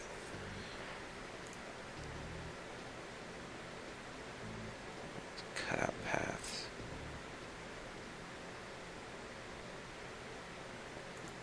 Strokes.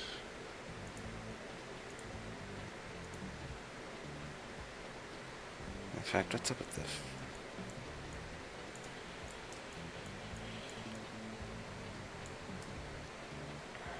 I'm going to single out the logo there. Yeah, I'm not a fan. Okay. High threshold.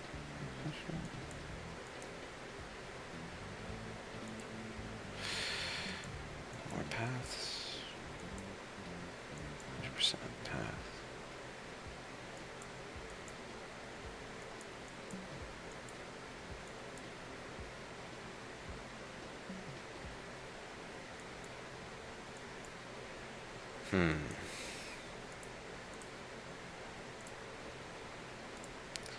High fidelity photo.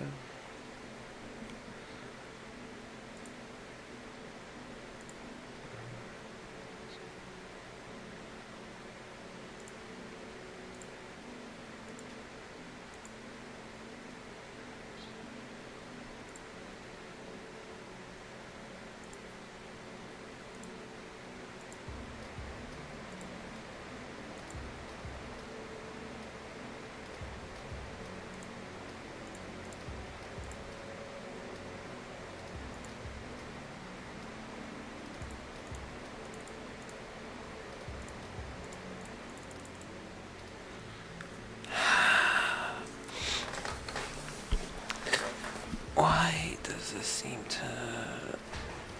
It's... Okay, so... I'm expecting this to create points. Like, automatically generating points with lines and outlines and everything. This is not quite doing that. But instead...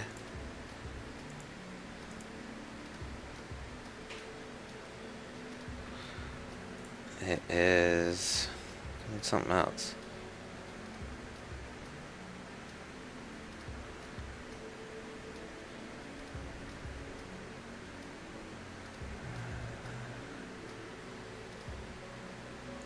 Like, I can't seem to...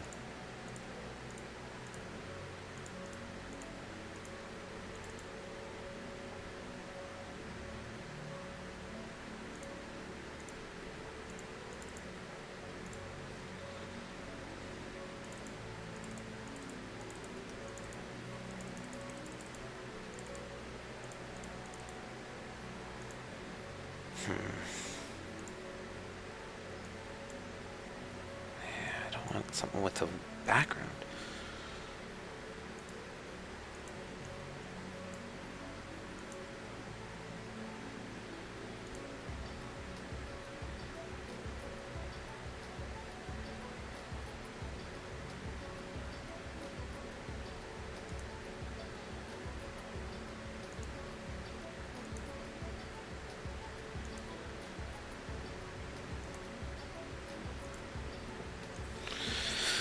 Those are all just presets.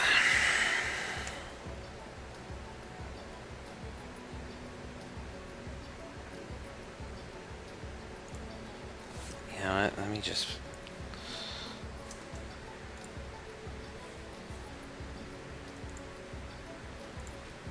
Alright, take the canvas. From there. Move this to the top right corner. Nudge it off the edges just a tad.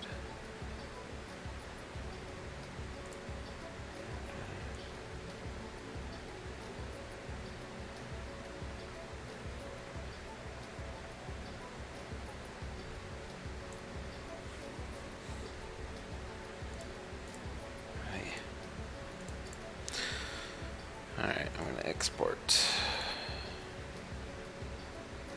Export as not an AutoCAD drawing, but an SVG. Creative Controls, Webent, Media, Assets. Let's create a new folder called Social. We're going to move all these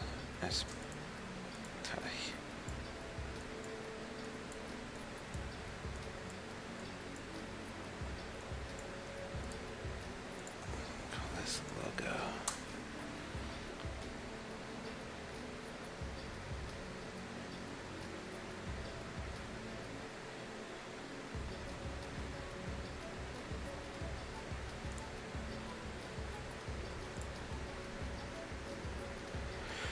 Now go into Creative Cloud Files, Web Media Assets, and then I'm going to open with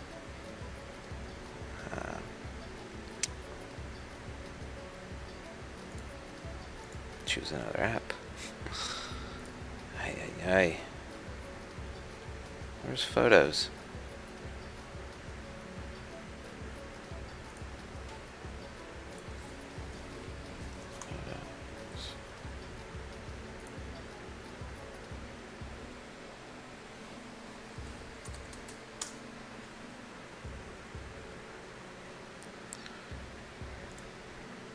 Sorry, just give me a quick second. Trying to.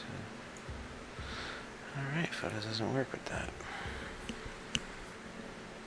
Odd.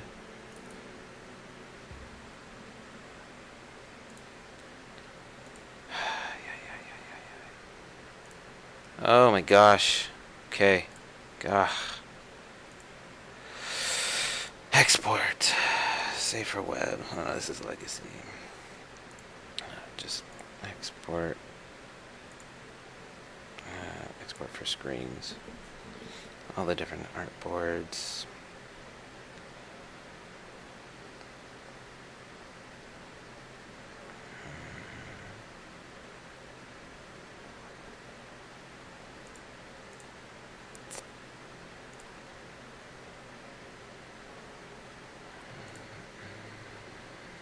Creative Cloud, Web Media Assets. Select that folder.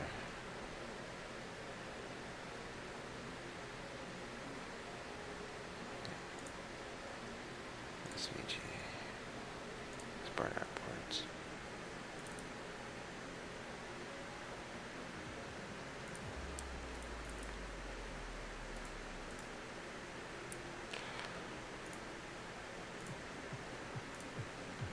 Alright, here we got it in Chrome.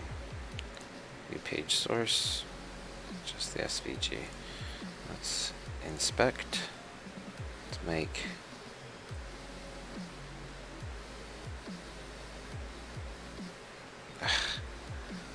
it's just SVG background color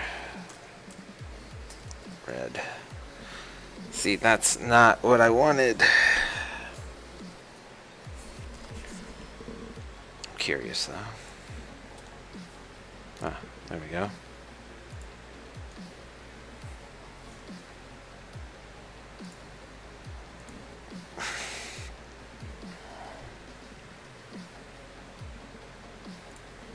Can get rid of that background. But then this, I kind of want it to just cut out.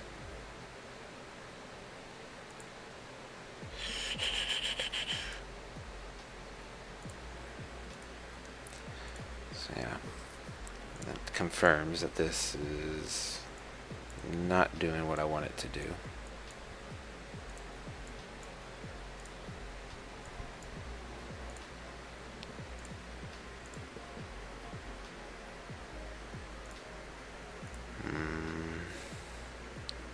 Let me do a quick search.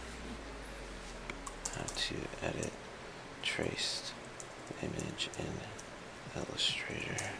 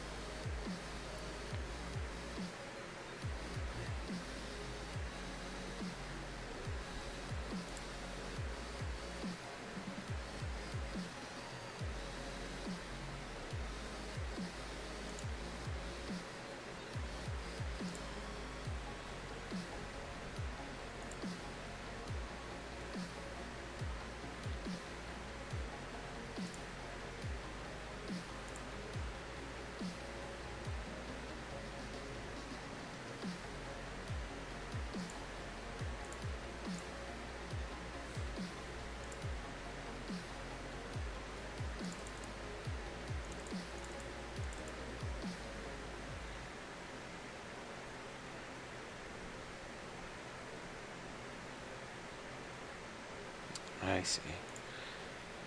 Why wouldn't there be an expand in here, though? There's nothing in here. So it used to be image trace would just do that. Oh, gosh. So you have to go through all that. Alright. Oh.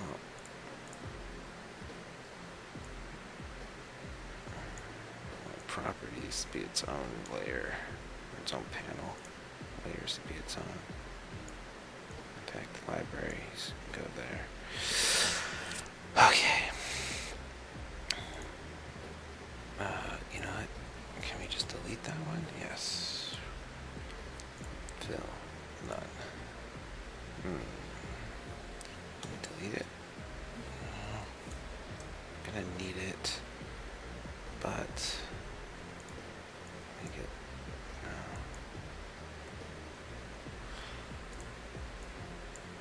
Those two, and then cut. There. Oi. Oi. I got it. That took way more than I was expecting. Nudge it bad boy down. Let's fix the top of his head, 'cause something happened here.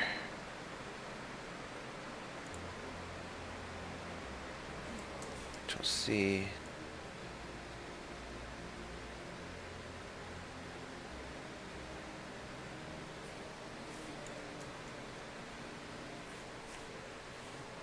Aye.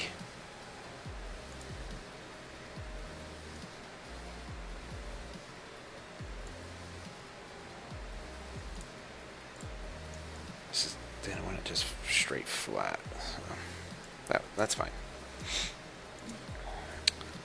Alrighty. Object. Image traced. Expand. Zoom in on him.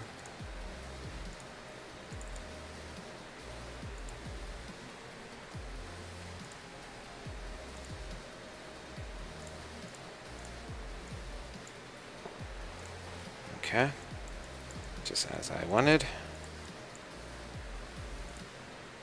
Object, image trace, expand. Let's get rid of it.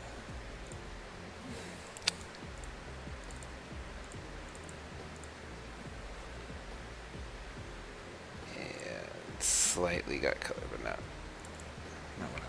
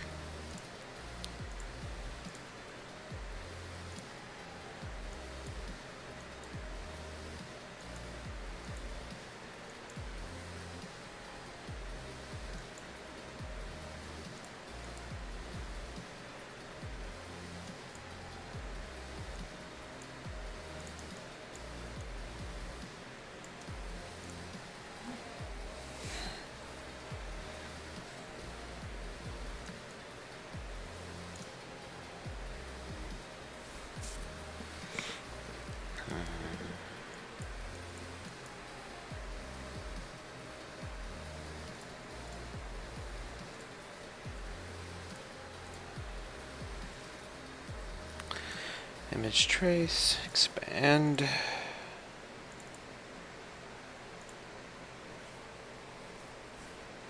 Need to zoom in on it a bit.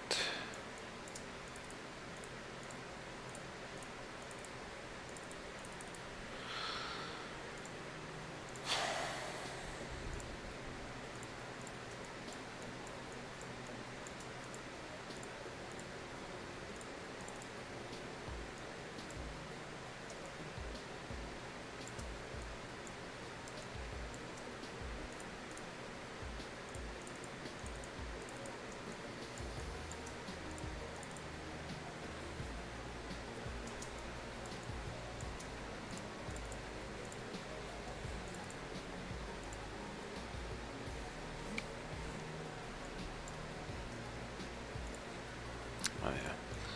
So I'm going to select all that on here. And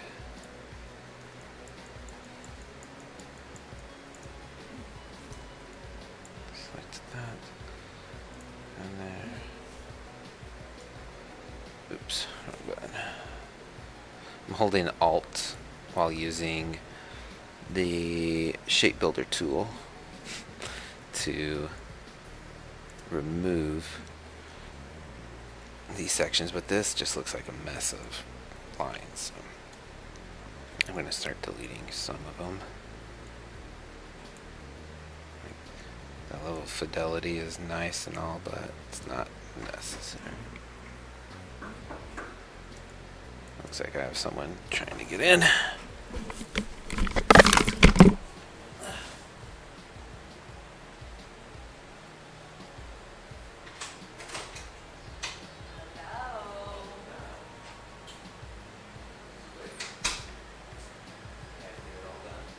Yeah.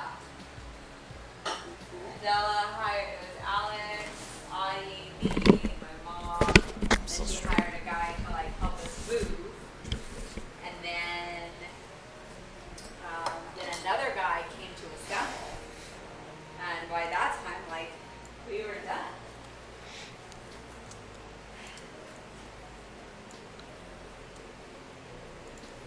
How's it coming along? It's coming. You look super focused. Yeah, trying to get it done.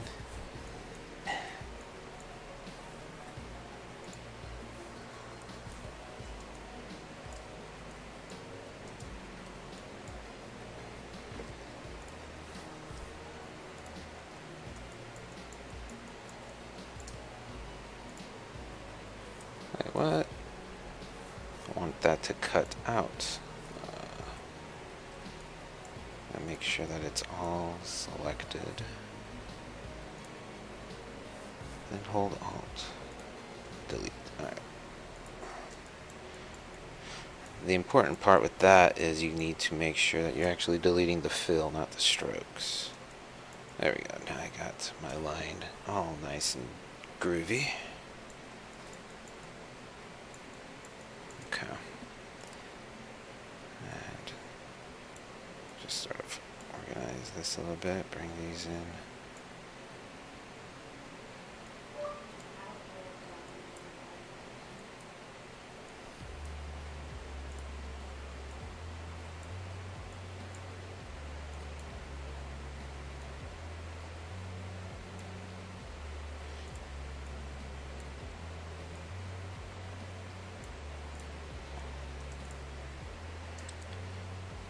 Okay.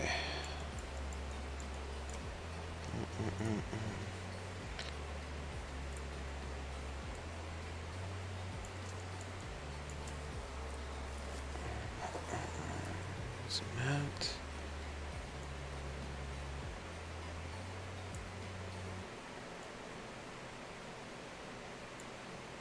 Okay.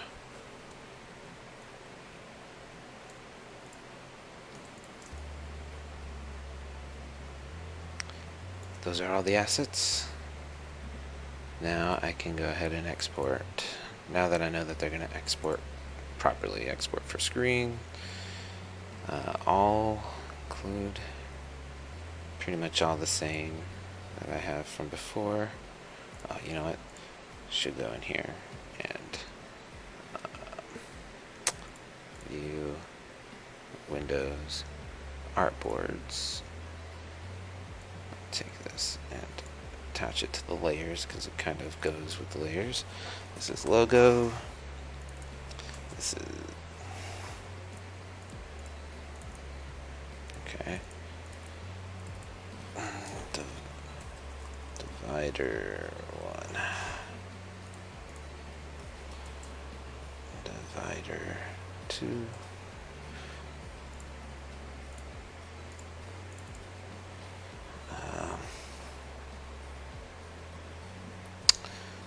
Paint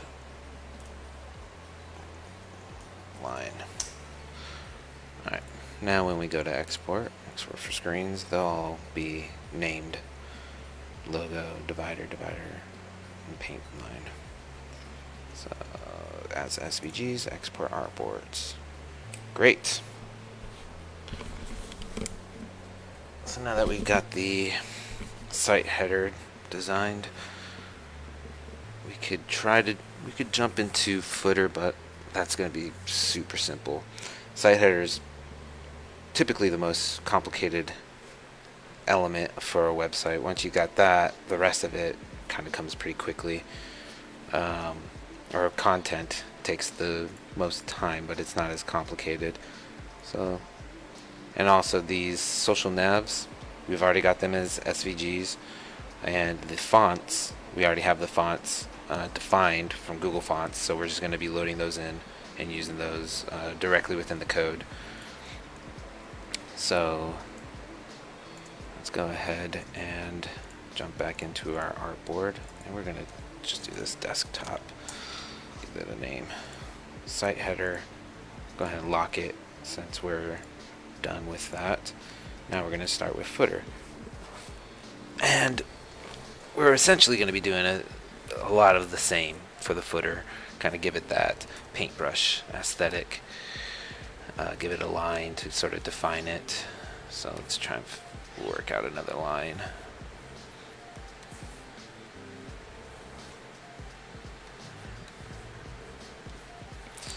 And also look at the lines. I guess it makes sense that we have these all. These are our lines from before.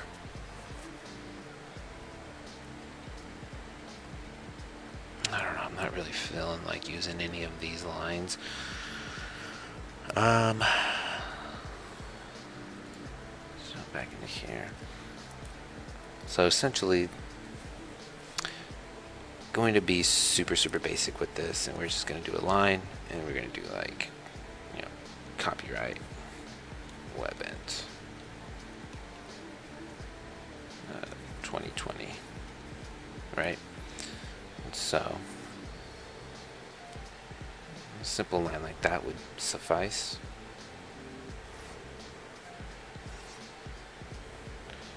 I kind of like that one. It doesn't even have to be, you know what? Yeah, I like that.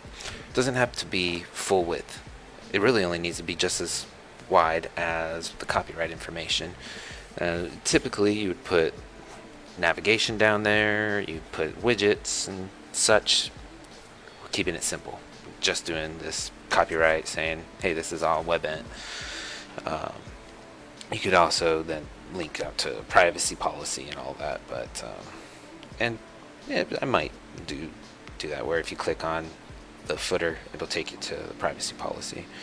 So I like this very short, simple, straight to the point line. Just gonna go ahead and grab that, copy it out, make a new layer, paste it in. Lines 2, throw that in with sketches. This is going to be footer line.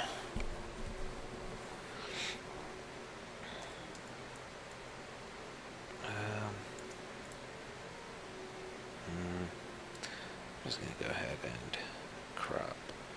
Let's see.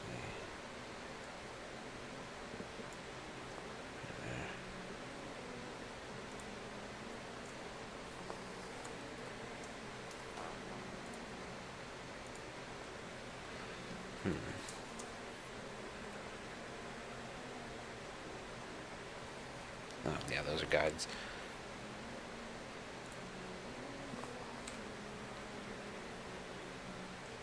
So,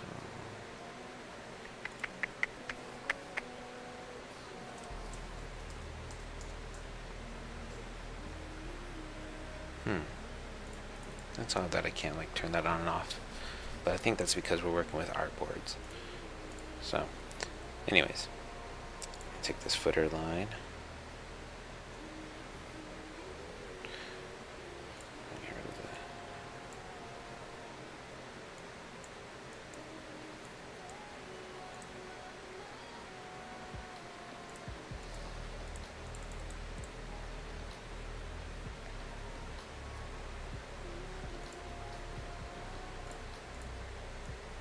Okay, I guess I'll just do it that way. Center. Zoom in down here. Copyright. And then the C. There. Actually, no, I'm not going to write out copyright. 2020. The C. And then Webent.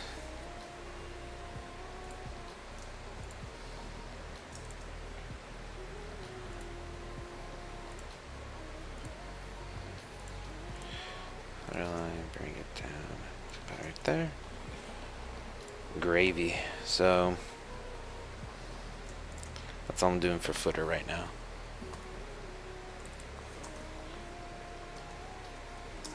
So then the only thing I need out of that is that line. And we're going to add it to this. So I'm going to make a new canvas down here. You know the drill, as we've already done. Okay, whoops. Bring it over here. Guess I can bring the canvas. What is canvas again? Shift O? Okay.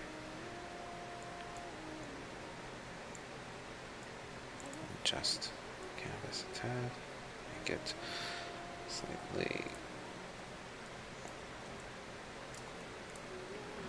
And now we can trace it.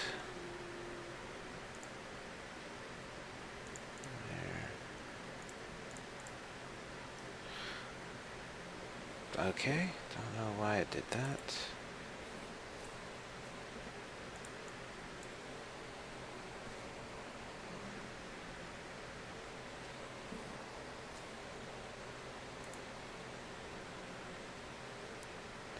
Huh. It's like it went full screen.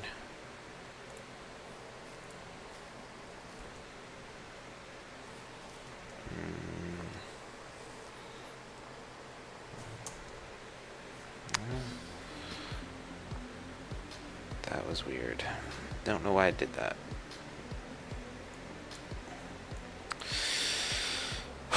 Okay. Oh well. Let's just get this done. High fidelity photo.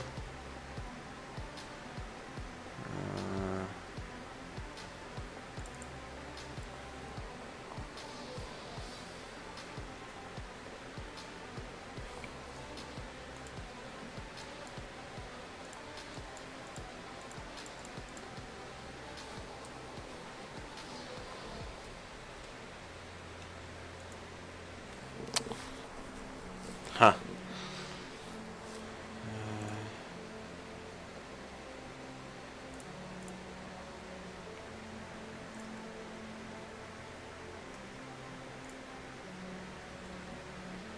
Alright, well that's like a new feature I'm not aware of, I guess. Where it can go full screen.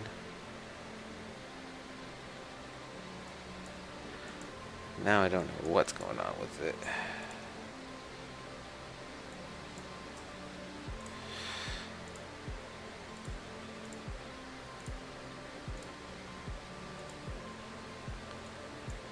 Huh. So we're just going to go ahead and save as. Save on computer. Assets, yep. And then vectorizing assets.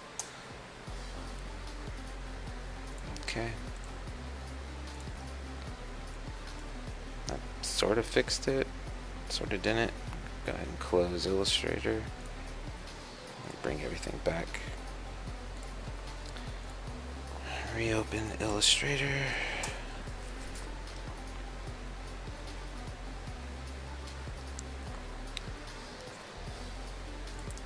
Go ahead and save this to make sure that we don't lose this. This is what we got so far. It's looking pretty good. Ooh. Ooh.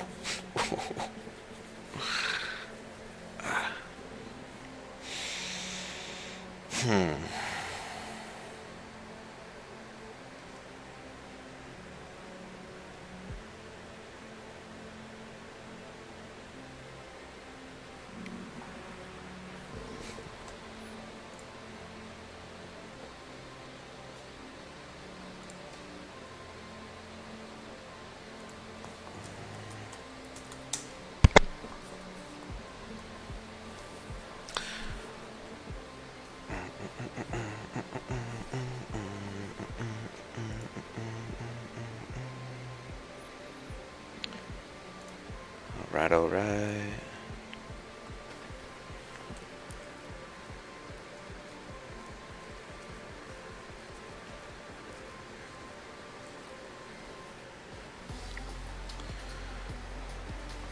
Okay, got that opened again.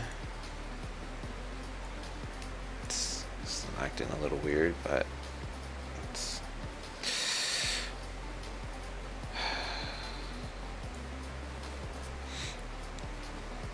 vectorizing assets.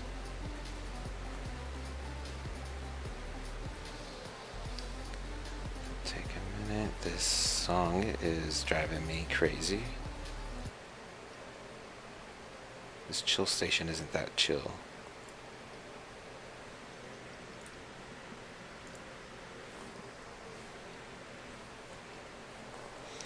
All right. I'm gonna trace this. High fidelity. Expand advance. Do you know what? That actually looks pretty good. Yeah, I'll leave it as that. So then, object, image trace, expand.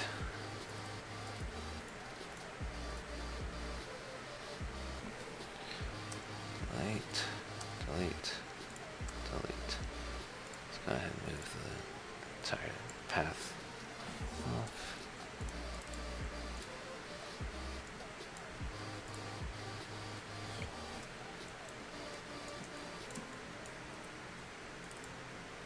Let's get rid of that little section. Alright.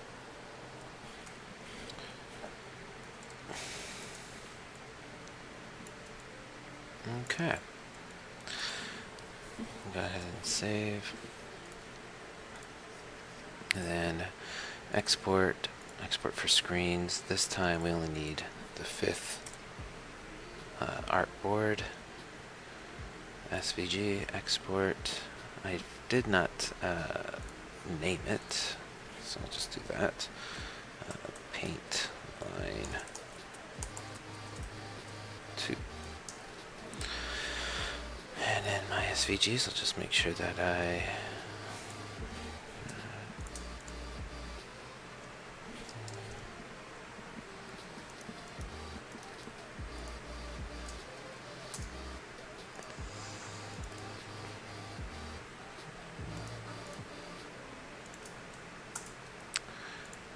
this is going to be paint line 2.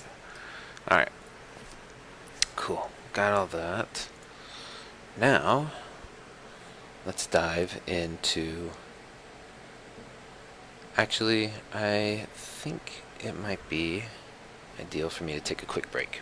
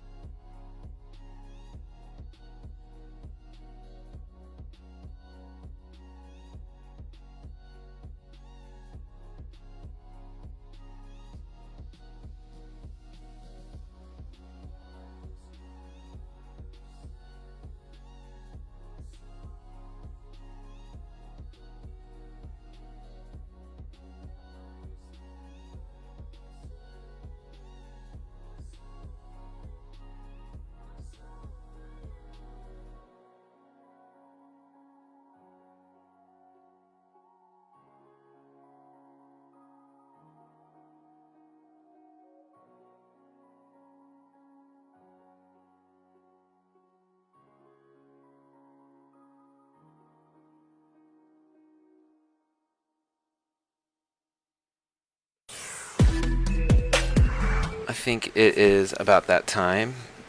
We did pretty good today. Got a lot done. A lot of just figuring out how to even get the stream going, how to get this whole thing started and whatnot. Um, I'm pretty happy with the progress made here. I'm gonna go ahead and turn this. Yeah. So I think what I'm gonna do for the next maybe 10 minutes is just sort of sketch in the remaining ideas for the homepage on desktop, and then maybe quickly sketch up what mobile is going to look like, and then we're going to call it from there. So I'm going to try and like sketch out the rest of it in about 10 minutes, and then I'll be back tomorrow with the actual code base, building out the WordPress theme and getting it so that it looks just like this, and that we're able to manage the content and build out the rest of the site. So yeah, here we go. So we're done with vectorizing all of our assets. We've got everything we need for utilizing what we have here. The rest I'm doing is just for visual representation of what it's going to look like. There might be a few things that are going to be taken out and used as assets, so we'll vectorize it there from then. But for now, we're done with Illustrator. I'm going to close that. I'm going to save it. And we'll go back to... And Photoshop is going to freak out. So, like I had mentioned at the beginning of the stream, this is a Mac, and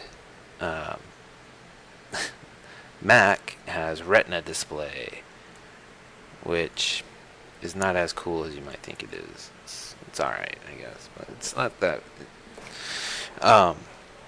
The Retina display doesn't play nice on Windows, and it doesn't play nice with other monitors, so whenever something gets moved over to the actual laptop screen, it freaks out and the proportions go crazy, like you just might have seen. Yeah, don't know why it even did that. I just maximized it, and it decided it wanted to maximize it on a different screen. So, whatever. So here we go. I'm going to do the rest of the content. I'm going to go ahead and reference. So, 3 main sections: projects, blog, and author. These are basically going to be the sections on the homepage that are going to be previews. So preview sections for each. So I'm just going to go ahead and blog. I'm going to jump out of footer. I'm going to actually lock footer so I don't mess it up. We're going to be in sketches, since these are all going to be new sketches. Going to create a layer, and I'm going to lower this down just a tad. Oh, gosh, you gotta love. There we go, 20. I like that. Okay. So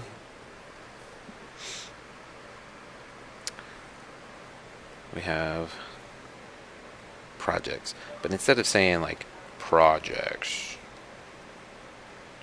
no, we're going to just jump right into the project, and it's going to be the featured project.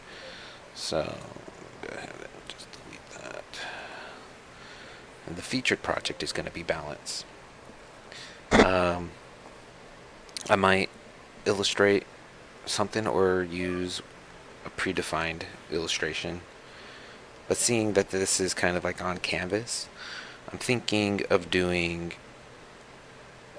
maybe doing a custom illustration simply for this that kind of that falls in line with this design.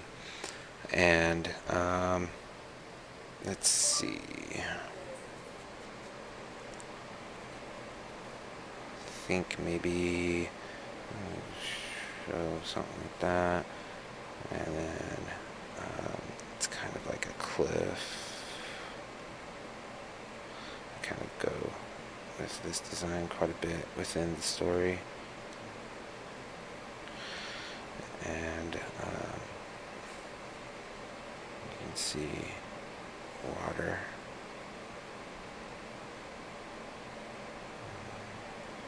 Clouds. And I know my clouds are not all that great. The moon is a very unique aspect of the story.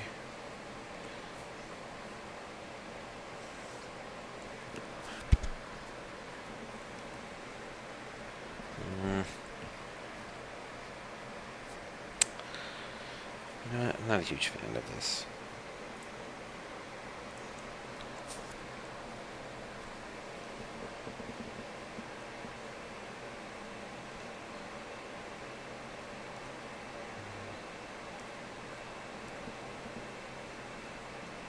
I'm going to do the name down here. And of course, I'm going to find a font that actually fits. Might even look into getting into making my own font, but for now I'm going to use a predefined Google font, but I'm not going to right this second because this is a sketch. So balance, and it is a matter of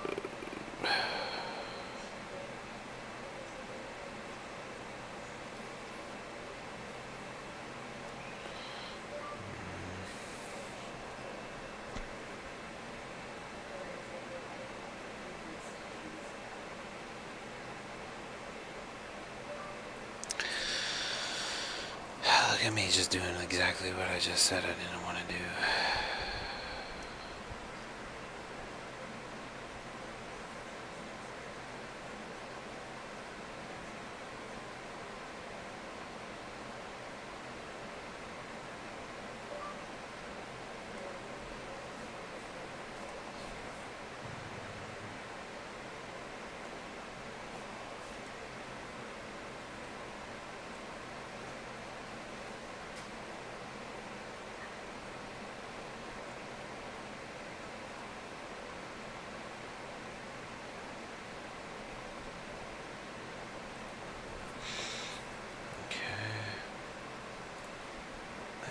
Sort of went a little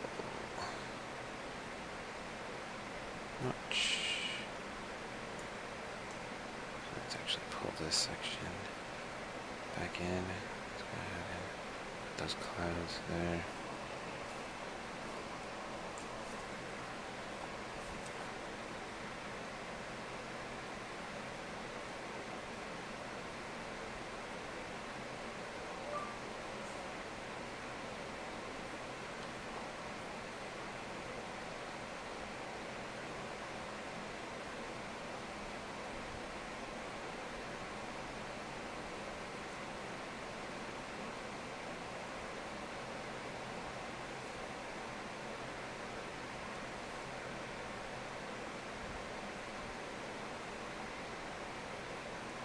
Okay, is it fucking up on this? It is. Ay, ay, ay. Okay. No snap. No snap.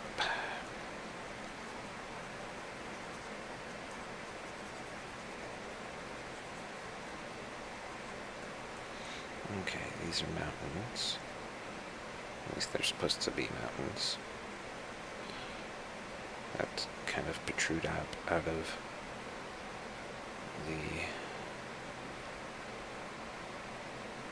clouds. And you kind of have sort of some of a structure. But there is kind of some sort of life built on top of these clouds.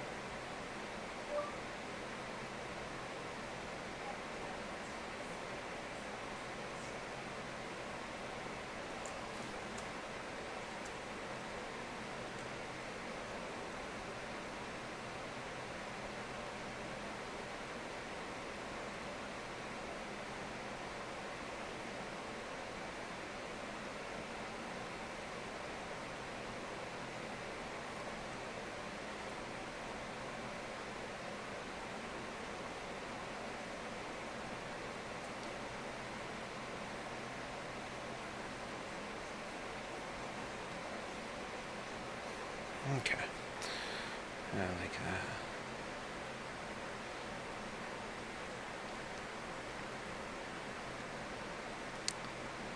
Sort of, kind of does play into the story without giving away like anything.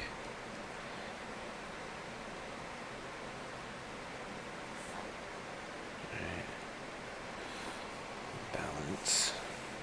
Alright, so that's the main project. There's going to be other projects, but that's going to be the featured project and like top fold. Next will be blog.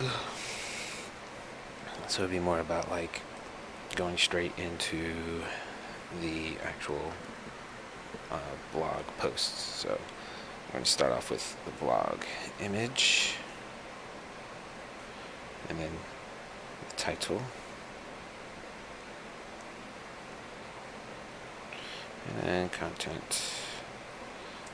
And then the next one.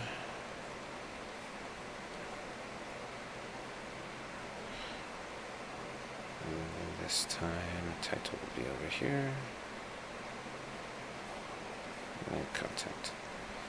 Alright, and of course this needs to stretch further. It's going to go all the way over there. Yeah. In fact, I think maybe even title would be right aligned.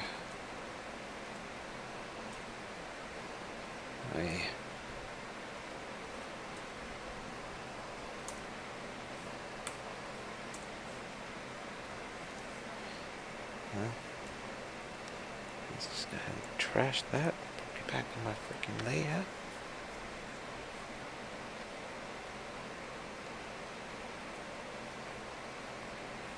Of course, there's got to be like a call to action. Read.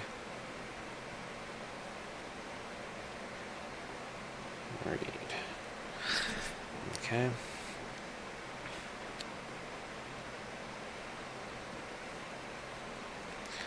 Don't know why I scrolled when I could just grab and drag. And then the next and final would be author, which would just be me. So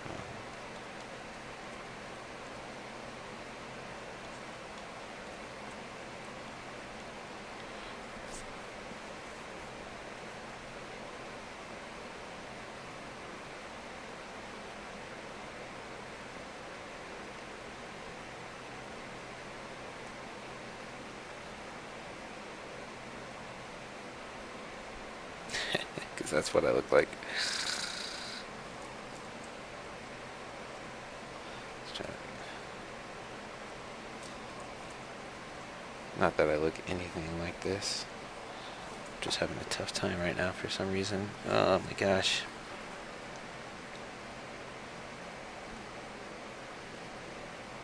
There we go.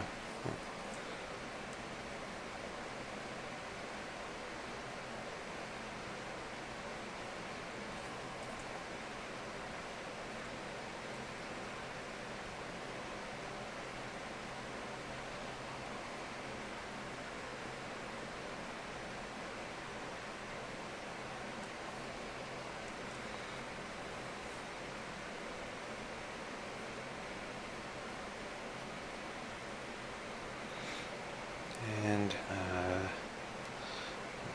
create some sort of content to write in, and then a call to action and more.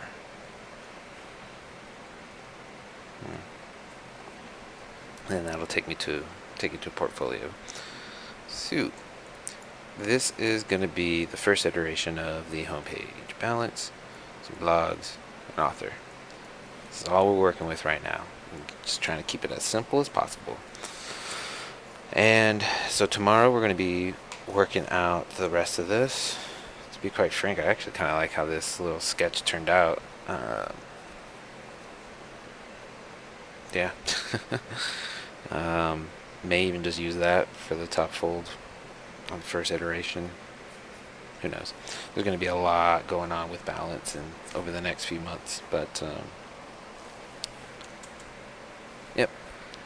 Blogs, I'm going to have to work out a few blogs. There's going to be some opinions, some are going to be educational, tips and tricks, things of that nature. And of course, I could always sort of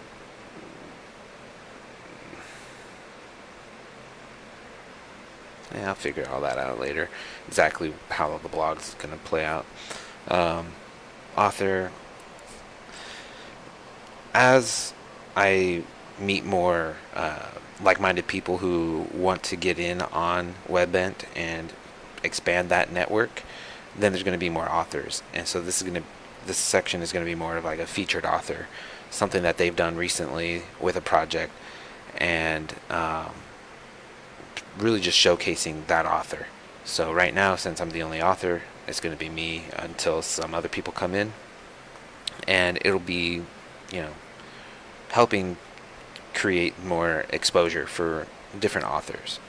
And of course, as more people come in, the network is going to grow, and the content that is going to be showcased on the homepage of WebBent is going to be based off of various different people's contents. So that has to be dynamic and be able to pull content from their projects in order to actually fill in and populate this. So, anyways, so that's going to be the first iteration. We've got everything we need to build out a functional header, everything to build out the footer, and we have a good idea of what the content is going to be. The content will get flushed out more once the site itself is built, but we have everything we need in order to start building the site, and then we're going to go ahead and get that going tomorrow. Now that I also have more of the streaming stuff configured and figured out, I'm going to be able to start at a sooner time as well, and also be able to stream on YouTube. After this weekend, once the site is built and everything, I will then also be expanding on the features with the streams, and also be building out more of the social networking pages and everything, and I'll be pushing a lot more branding and a lot more marketing for this project. But that was my first sloppy stream. It went pretty well. I'm pretty sure that at the very least my audio is recording this time. So thank you for tuning in, and catch y'all later.